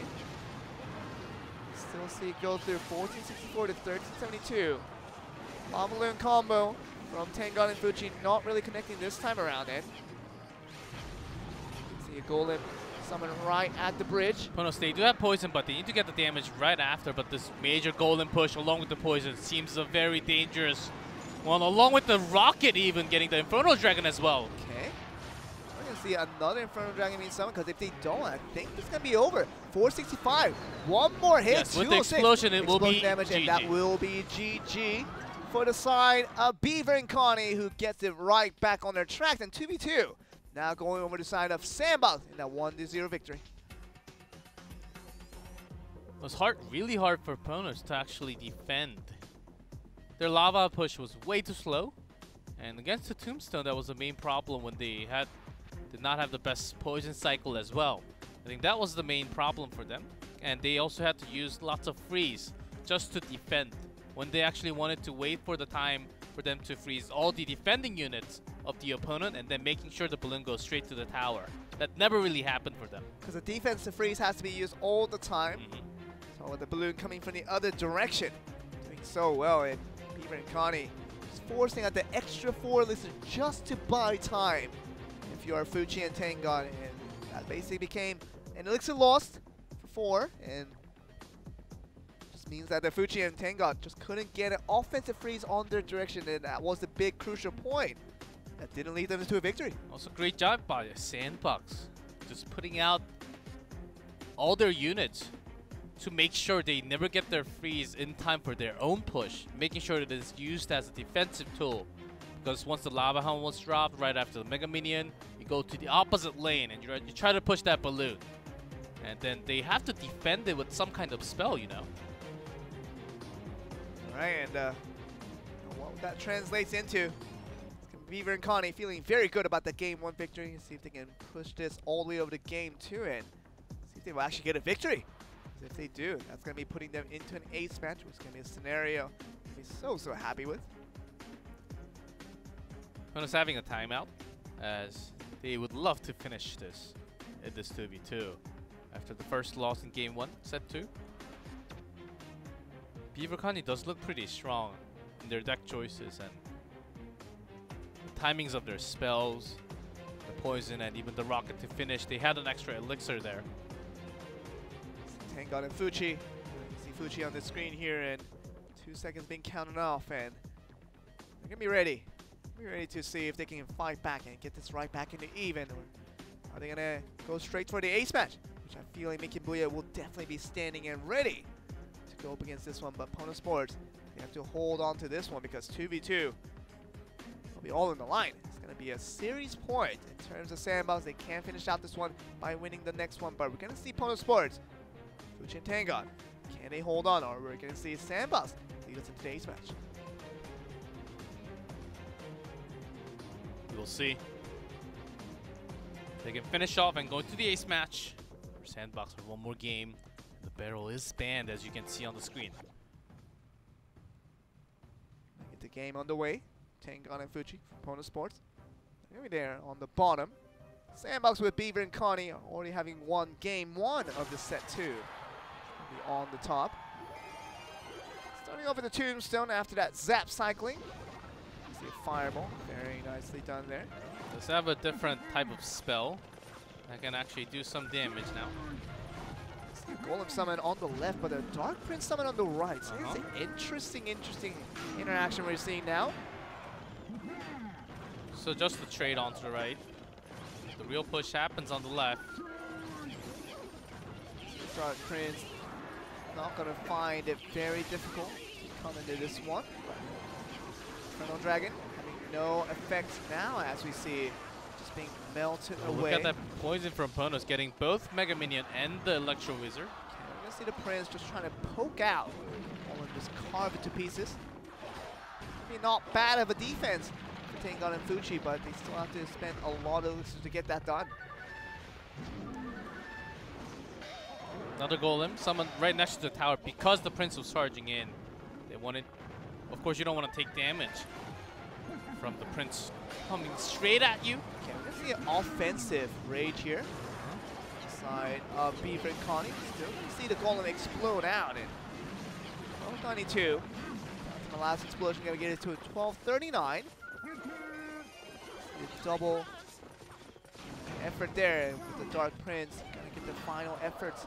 That double Infernal Dragon, they have to be taken care of, but the Electro Wizard does cycle back in time. Pono Sport just saving up their elixir, not really committing into that attack. Just letting go of those two Infernal Dragons because they wanted to save up for maybe possibly a double golem push. Could be, and see the Prince being summoned out here, and it's going to be fine to go with this Golem now. Double Golem, you see on the other side actually. Oh, another one from Ponos as well. So double Golem versus double Golem here for Beaver and Connie versus Tengod and Fuji. Early Rage. Look at that Rage going so strong, but the Rocket is going to take care of one of the Infernal Dragons, but the second one is still going quite strong now. Because of that early Rage. Yeah, that's going to be gone, and Tengod. Golem going straight to the King Tower. Yeah, it's going to be still one of the Golem. Still very, very healthy, with one Golemite exploding. The second Golem is still in play. Defense still very, very strong for Pono Sports. See a bridge spam. Only 13 seconds though. The Golem is way too slow, and the Electro Wizard defending it so well. Great, just buying the timing, and the Infernal Dragon's right there. Even the Rocket's not going to do the damage. Not even going to target the tower, and that just means that Beaver and Connie will basically be giving that up in game 2. Going over to Pono Sports, we're going to get this to a full set here. Oh yes, they knew even with the poison it was not enough damage to bring down that tower. And you do have to be in 600 to have that down, along with just poison with the rocket damage. So it had more than 700 something on that tower left. So just understanding the number, they gave up at the end. But a big of a push, just having the Rage early on seems like it has worked a lot better for Fuji and Tengod. There we go, and we're going to see a match point now. Fuji and Tengod, if they win this next one, they will bring Pono Sports as the best team out of the 4 wildcard contestants, and they will go up against AHQ next week. But Beaver and Connie, Sandbox, they thought they were the best team out of the 4 teams, and they wanted to make a standing. They wanted to make a challenge. And they wanted to really say that we are the best team that can go up against you guys. But 1v1 was so clean towards Pono Sports in such a way, and Sandbox, they're trying to make this 2v2 a little more convincing to themselves, but finding it a little more difficult as that game 2 went over to Pono Sports quite easily there. And this is going to be on the match point. Not even going to use a timeout, the only one they have left. And it's match point. I was about to point on that too. So they have to trust in their players to bring this back for the ace match. They want to use it until at the very end stage, where they will have a lot more chance. But still, this could be their last chance. Could be. It could be just going out with the timeout unspent for a side of Sandbox. But game 3 underway. Match point for Pono Sports. If they win out this one, it is over. And Sandbox will officially be eliminated from Clash Royale League Asia Season 1. We're going to find out if that becomes the case. Trying a similar one. A bit later on the summon from the side of Beaver and Connie. Still going to see the same Prince pushing the Golem mechanic. But what does it follow up with? I think that's the biggest. The guard's actually defending against the Infernal Dragon, so that's nice. Electro Wizard is being invested quite heavily just to get that Golem down. But the Infernal Dragon is doing a pretty good job, even with the Prince helping to charge along it. See a poison being played out here. You see the Prince not having the best of time against those guards. And see this being poking down into multiple hits onto this Dark Prince. Eventually going to go down. Tower's barely getting scratches from that giant push from both sides, well defended. Yeah, both ends, and 22-65 for the side of Pono Sports. And look at this. Ooh, early Rage with the balloon. Preempted. Oh, not going to get the entire bat spawn down, and that's going down. Go down with the zap, and later with Infernal Dragon. Okay, it's going to get one drop, so you know, that major mistake came through with that Electro Wizard supposed to get all the bats. And with that Rage, those bats are going to kill you, even if it's just 3 of them. The real push happens on the left. Rage even spent. The Infernal Dragon does lock. Oh, there's a reset. The zap will come through. The Golem will just rush on forward. Gonna get one hit. Gonna get the explosion. Just work with your nice fireball. Gonna destroy the Infernal Dragon. The Electro Wizard is still well and alive. And oh, how are they gonna stop this? The guard's gonna be coming into play, and does barely survive. This Prince is gonna get a charge in though. It looks like. Oh, that Electro Wizard inch perfect there, timing wise. Even though it was a super rushed-in attack, Pono Sports, their placement of their units were amazing, making sure Infernal Dragon actually buys some time for Balloon to go around it. Let's see the right side offense for Sandbox because they have put the most damage onto that tower because of that balloon push. But Tengon and Fuji just gonna go for defense for now and see what they can get. Now this golden push. Poison getting all the air units, most of the air units down. There's a rage again. Okay, look at this. Balloon. Nothing. Nothing you can do. The Electro Wizard just trying to slow it down, but the zap coming through at the crucial time. And it might just get a second drop. It doesn't. But it's still going to get down to 557 onto a 1085. This is looking bad. Sandbox, they're only 13 seconds.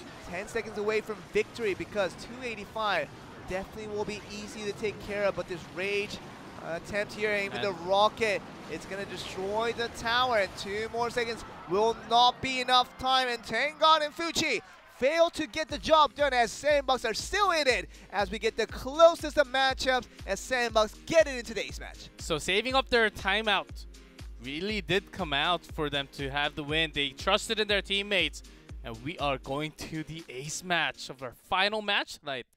Who are we going to see? That's the most interesting question I'm throwing out now. Obviously, it'll be Mick and Booyah on the side. This is the most important game that Pono Sports will be facing all season long. This is to decide whether they get eliminated from this tournament or whether they make it to the next round to go up against HQ and go step by step to have a rematch against Game With. It's going to be their ultimate dream.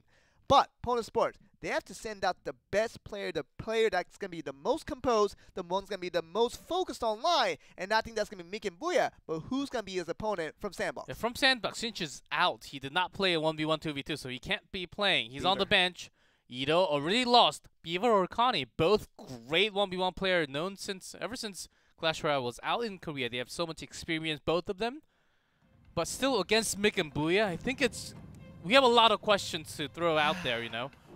I think experience plays a large part in this. The player that has played the most 1v1s in the pressure scenarios.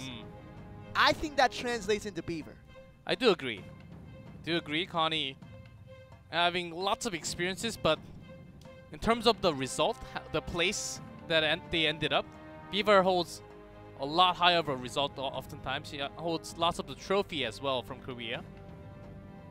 This is actually huge. This is going to be a decision of a lifetime for Clash Royale League Asia for these two teams. That can almost look scary just now.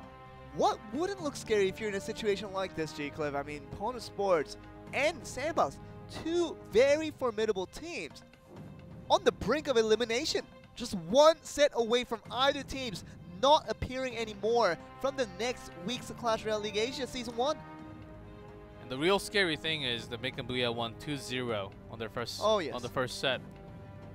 And everyone in the world watching this, even Sandbox, knows that Mick and Booyah will be a very, very likely, and he will be the toughest opponent. Even the production is highlighting his back right now.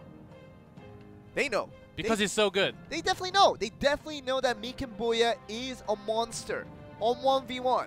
2v2, yes, he is very, very necessary. And in terms of you wanting to get your team into a victory in a 2v2, yes, you need Mick and Booyah in there. But in terms of 1v1, yes, he is the strongest player you have in that team.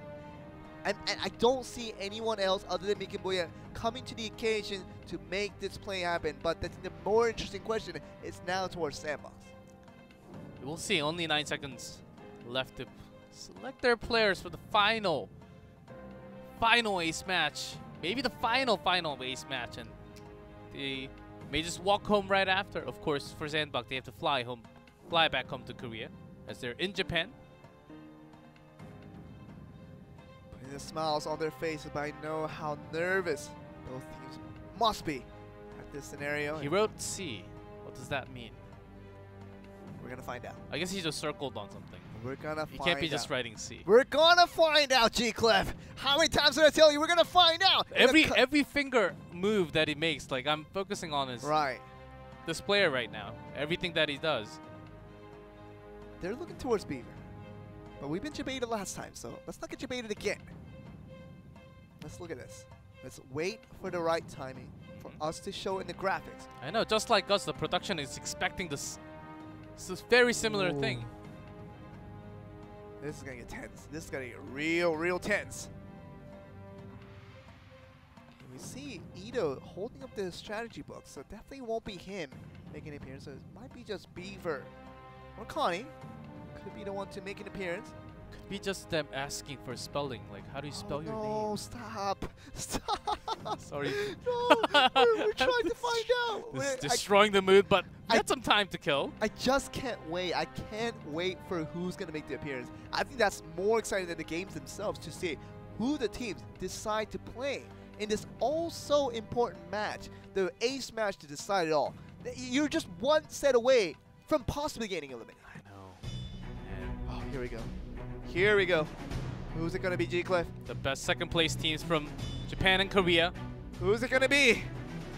They went through the first matches against their own regional team. Oh, just as we predicted. Mikenbuya and Beaver makes so much sense. The most experienced and the most composed and the leaders of their teams on both respective sides.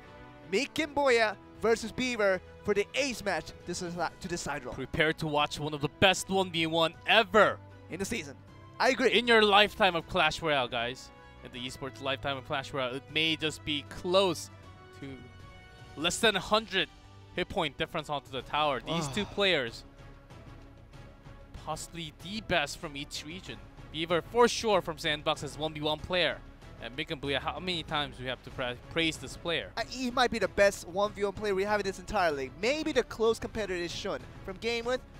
But those two players are clearly the best 1v1 players we have in this current league. Beaver, yes, I think he's one of the top premier 1v1 players in Korea. And I think more important than the fact of his skills is that he has the experience. He is the team leader, and he always comes up on these occasions, and he's felt this pressure numerous times, and he knows how to handle that and transition that into a victory. So it makes the perfect sense for Beaver to come up on this occasion once again for Sandbox. We'll see the ban cards. Oh. Expo ban! Wow. Wow. Mikenbuya, you're up to something, buddy. And look at that. I think that's a more important ban right there. Minor is so crucial for any Japanese composition. I know. Minor is always there. It's like the soy sauce. It's like the soy sauce when you have the sushi. Some people don't eat without the soy sauce, but it tastes a lot different. I would say wasabi. Without the wasabi, what is a sushi? Oh, you got me right there, G-Cliff. What is a soy sauce without the wasabi? Minor is a wasabi. That is the thing, because he has been using to combo with the balloon so many times just today. Yes. Not just today, he has been using it many times, even with the minions. I agree. Great combos with the poison as well. So Beaver actually banned it against himself as well. Yeah. Because he used lots of minor poison combo. Lots of Korean players using it the same. Lots of the Japanese players playing similar roles. And Expo is actually the card that actually a lot of the Korean players use. Not many from Japan at all. Beaver, I mean, he banned out the minor, meaning that he can't use it for himself, but he's willing to take that because he knows the most important card always in the matchup of Mikenbuya is going to be that minor. So very genius pick in terms of bans. He's going to lose a lot in his own strategies, but he's going to take a lot more away from Mikenbuya. And it also forces lots of his deck changes because he just played right before. He knows at least two of his decks that contains minor, so he's got to go through the changes. Of course, he has everything prepared in his brain and his paper along with his teammates. Now, we always like to see the direct substitution of minor being the Goblin Barrel. Are we going to see the Goblin Barrel from Mikenbuya? Maybe once. On 1v1. Maybe once. And so you do have to think of the counter against that. Do I really need the log, or am I going to bring in the arrows, which will be just even trade and elixir? But Zap sometimes helps against the beatdown, and I need at least something to reset, or at least to slow down the Infernal Dragon against the beatdown. So you have to really read your opponent's deck well. But let's reset just for a minute here. Let's look at those two bans. Have we ever seen a combination of these two bans, Expo and Minor, in any of our 1v1s throughout the season? I don't think so. I don't think so. I think we saw Expo and Minor separately. Yeah, maybe Expo with the Collector together. Sure. But not in a collection like this. What decks are we going to see? This is just out of our minds. we don't know what we're going to be seeing from both of these players. Expect to see lots of Rascals in play for sure, because it could just go in all... Some graveyard potential. Sure.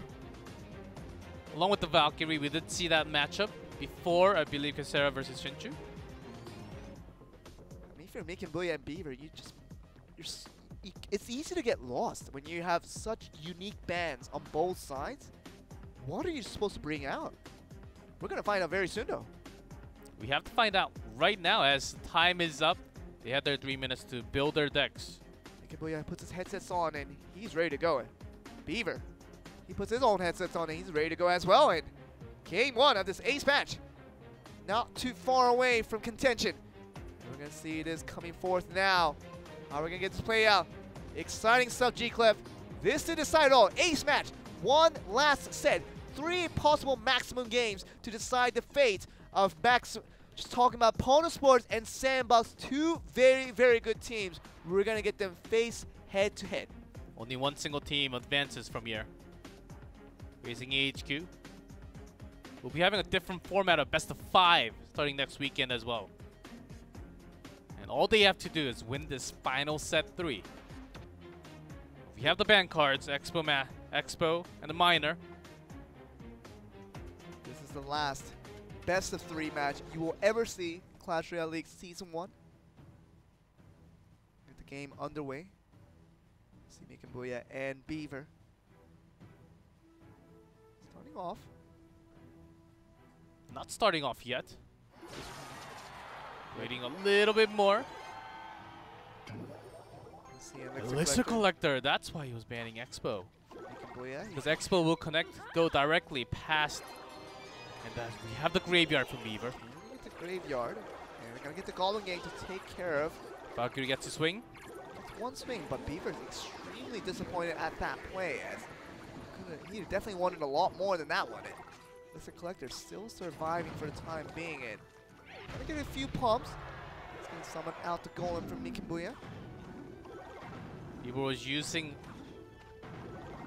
all of his elixirs and down to the poison to get that collector down so that Making Booyah does not get too much out of that. See the classic combination already, the Night Witch along with the Golem. It's going to be so typical. We're going to see the Rascal summon on the right though. This is what Making Booyah does a lot. Golem onto the off lane and something else onto the other side as well. Bats connecting damage. See an explosion, and that's going to be coming through, and that Tornado doing a very good job, but the Night Witch is still at work. It's a couple of damage, and even the Golem on the right side getting a few damage as well with the explosion damage. 1559 on the left and 1702 on the right.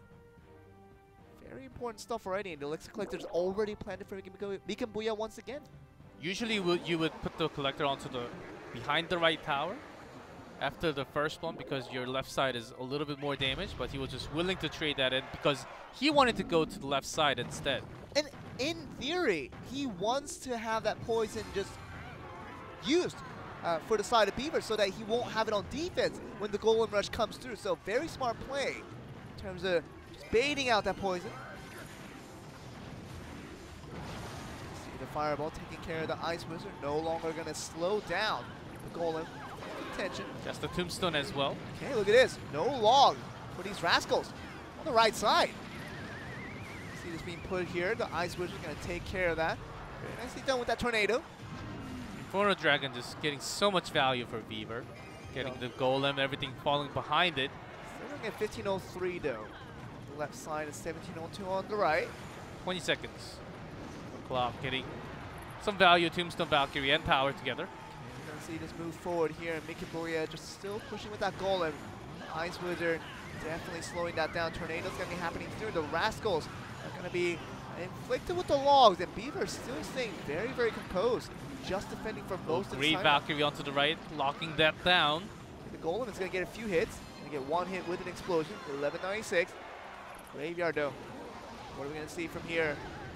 See the offensive poison on the left side, and see the Bats trying to take care of all the skeletons coming out. Now we're going to see finally what you were talking about. The Elixir Collector planted on the bottom right behind that Princess Tower. Still very low though. Not in 2000s or something. Still down to 1400.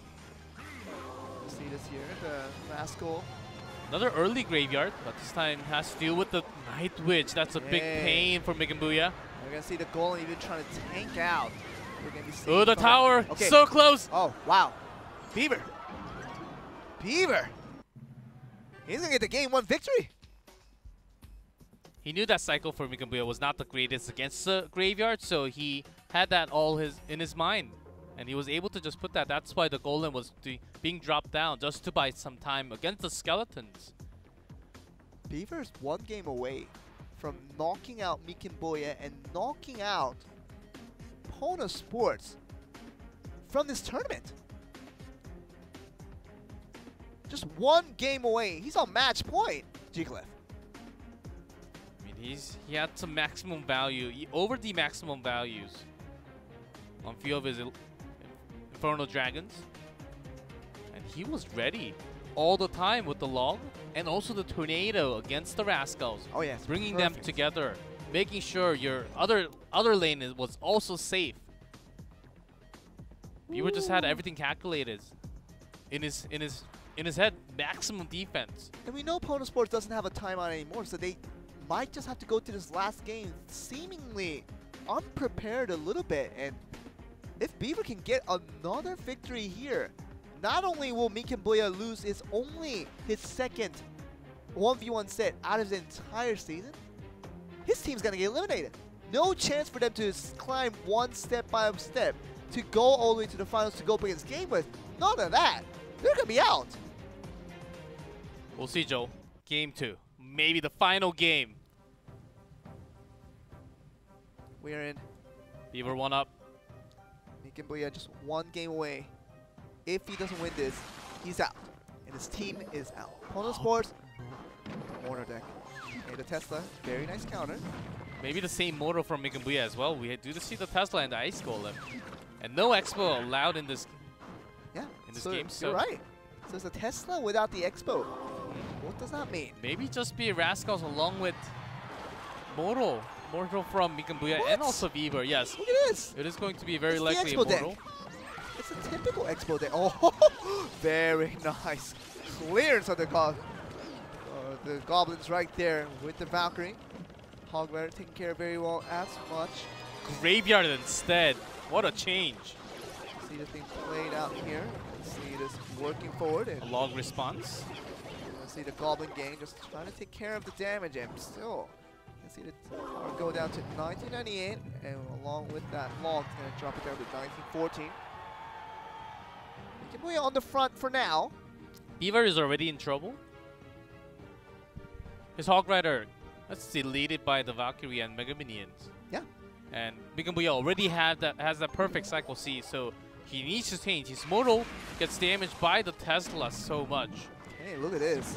Just making sure he knows what to do. And Tesla's right there. Just take care of the Hog Rider. Just avoid it from coming into play. And look at that.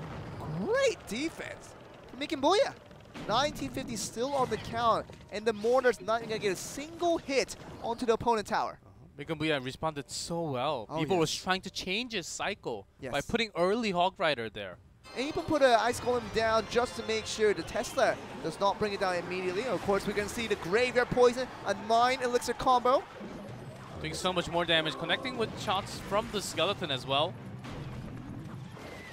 See the Mortar, once again, targeting out the Ice Golem. It's going to be very, very good for these guys. And you can see the Log once again damaging out the Rascal Girls, and also the Mortar in the back there. Mikambuya has full Elixir. She was Great just waiting. But actually catches onto the tower once.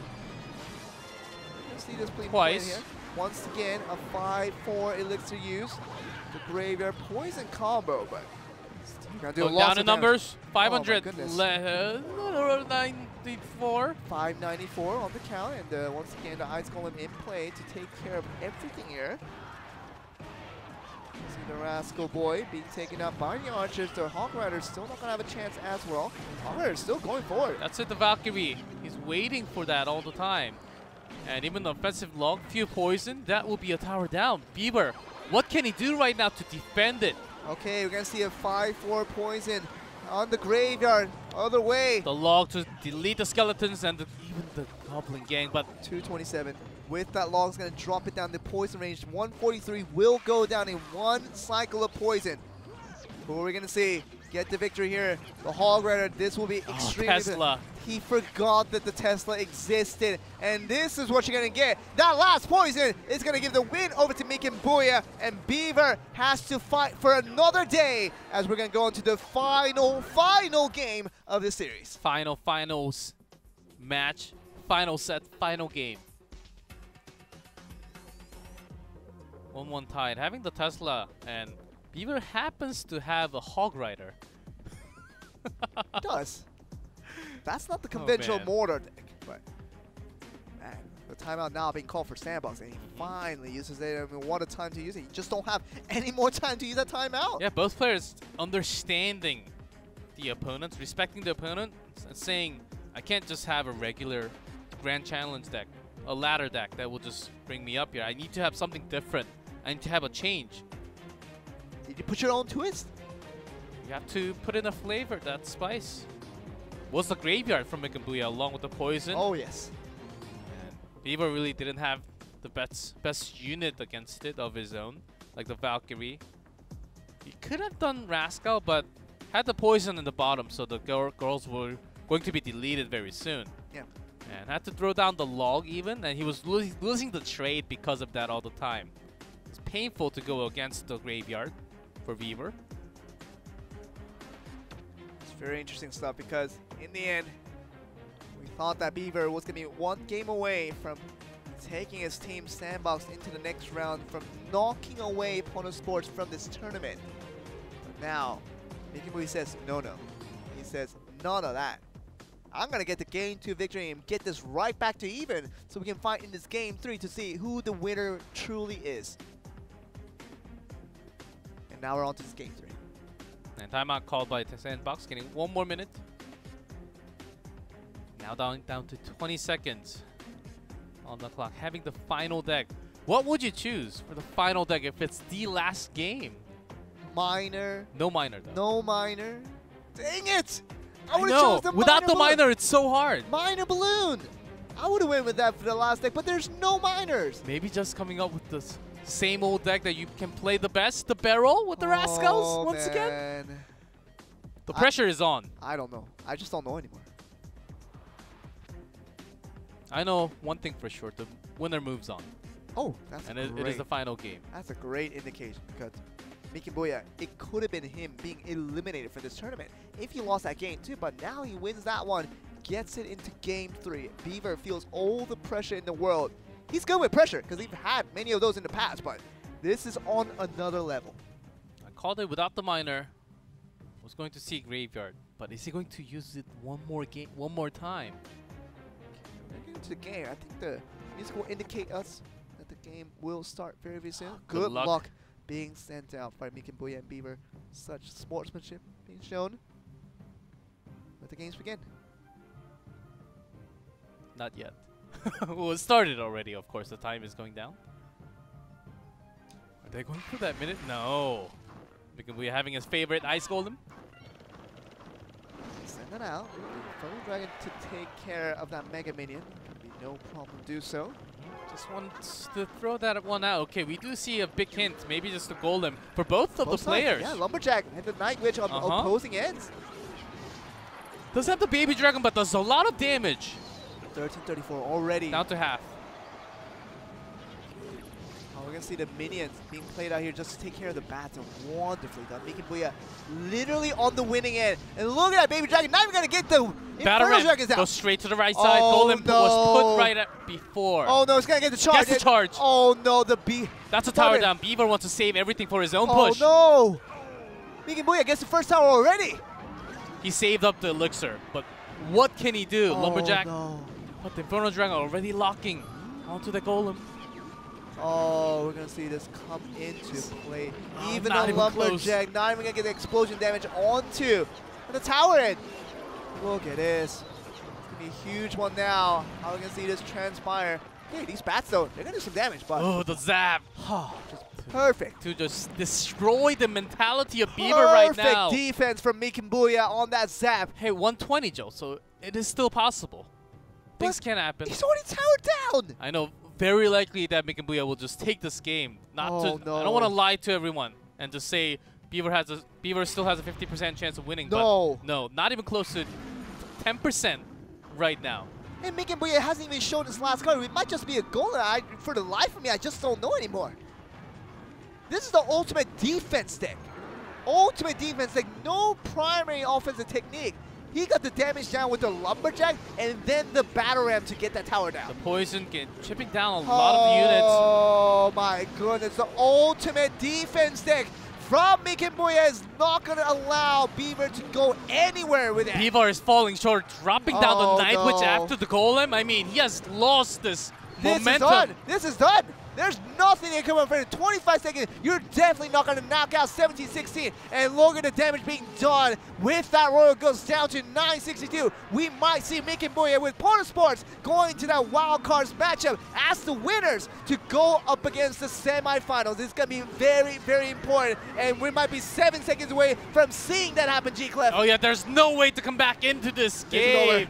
No way. Even Mikenbuya is close to 600. And that's game. Beaver loses and Mikenbuya Pono Sports. They will be advancing to next weekend against AHQ in the semi-playoffs. Pono Sports, the second best team we have in this league, is not going to disappoint us, and they're going to go over to the next week, and AHQ will be their next opponents in line.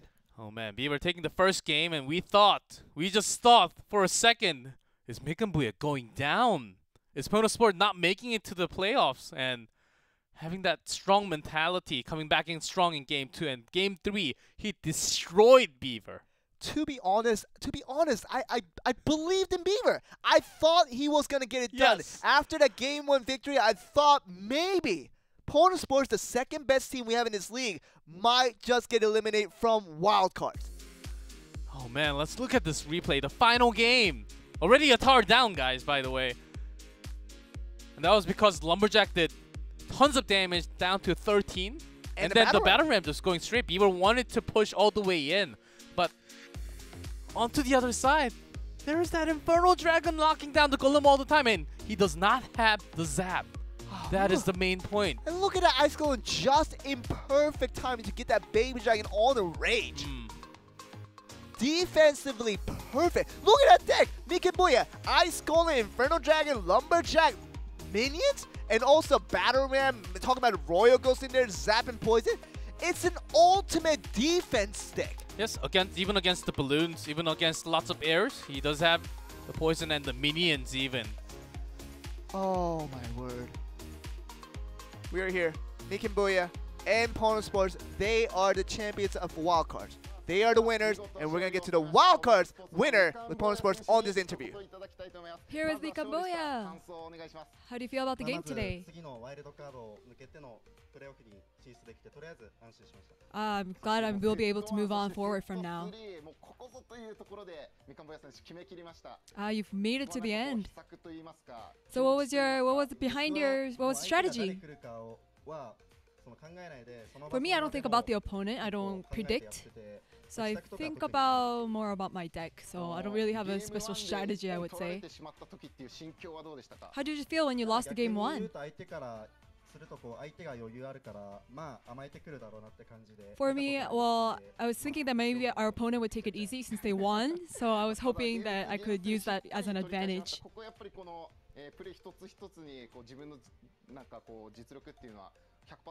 So, do you think you were able to pull off 100% today?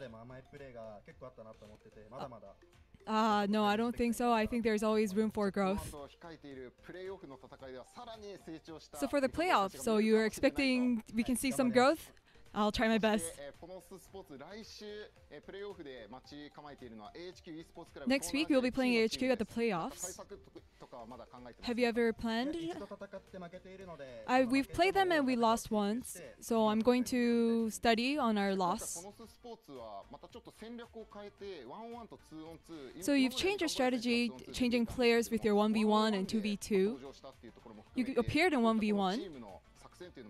Is that kind of a change in your strategy?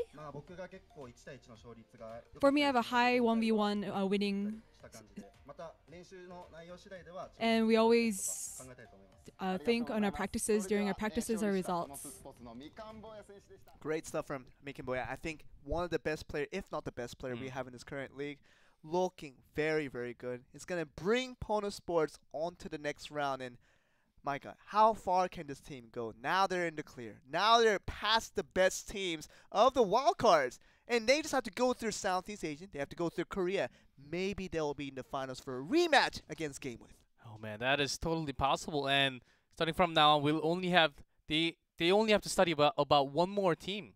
And looking at the interview, I just heard that he doesn't even think about the opponent. He doesn't? Just about myself and my own deck, how I'm going to play. His biggest enemy is himself.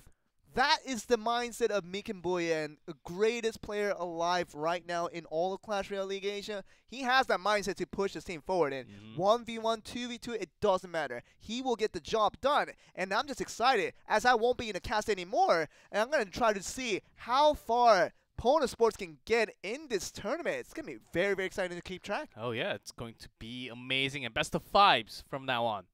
And they can be just ready, and we'll have that result very soon. But today was a long day of Beaver just coming a little too short with his golem. It seems like lots of the golem decks, especially that was used on 1v1, because it's so slow, it lost all the time. Yeah. It doesn't really work too well in this 1v1 right now in this meta, where we have so much dashing in and the charges from all the battle ram and the bandit. Seems like more of a speed type of meta right now we have in this current one. And in the end, Pono Sports, they are your winners out of the wildcard tournament. Deservedly beat out very, very tough opponents. FOV Gaming made them look easy in terms of how they beat them out. Sandbox was a lot tougher of an opposition. We expected Sandbox was one of the teams in a rise, in a team that was getting better and better by the week. We thought they might be better than Pono Sports at one point in the season, but in the end, it is going to be Pono Sports joining AHQ for that 7 playoffs. Oh yes, as heard it before, it's going to be next Saturday, same time, 7 p.m. Saturday. Prepare to bring all the popcorns you want, because it is going to be one heck of a match for all of us, Pono Sports. So Japan versus Southeast Asia happens once again. The winner moves on versus Kingdom Dragon X, and the winner at the finals against GameWith from Japan. Interesting stuff. Very, very exciting stuff. Of course, it's time for me to say goodbye, because I will not be joining you guys, or G-Clef, or Simon, even Clinton in the mix, as he's joined us for one game. And definitely will be calling in my last cast for the season. I'm sure I'll be back for season 2, but I'm just so excited. You know, without me being the part of this attention, it's not about me. It's about this team, Pono Sports. How far can this team get? Past AHQ Esports and past Kingzone Dragon X, maybe go up to GameWith in that finals. It's just a story unfolding as we found out the wildcard winner to see how far this team can get. Hey Joe, of course I will miss you, but this is only the start of the postseason. This was only the first day with the wildcard, without the first place teams of all the regions, so it could only get better from this moment on. It will be more competitive as the weeks go on, one day per week, and to decide the eventual champion of Season 1 is going to be very exciting. But with me signing out, Joel Sophie, and with G-Clef, for me it's the last time, but you'll see G-Clef many more times after that, and we'll be back next week to continue on with the story of Pono Sports to see how far they can get.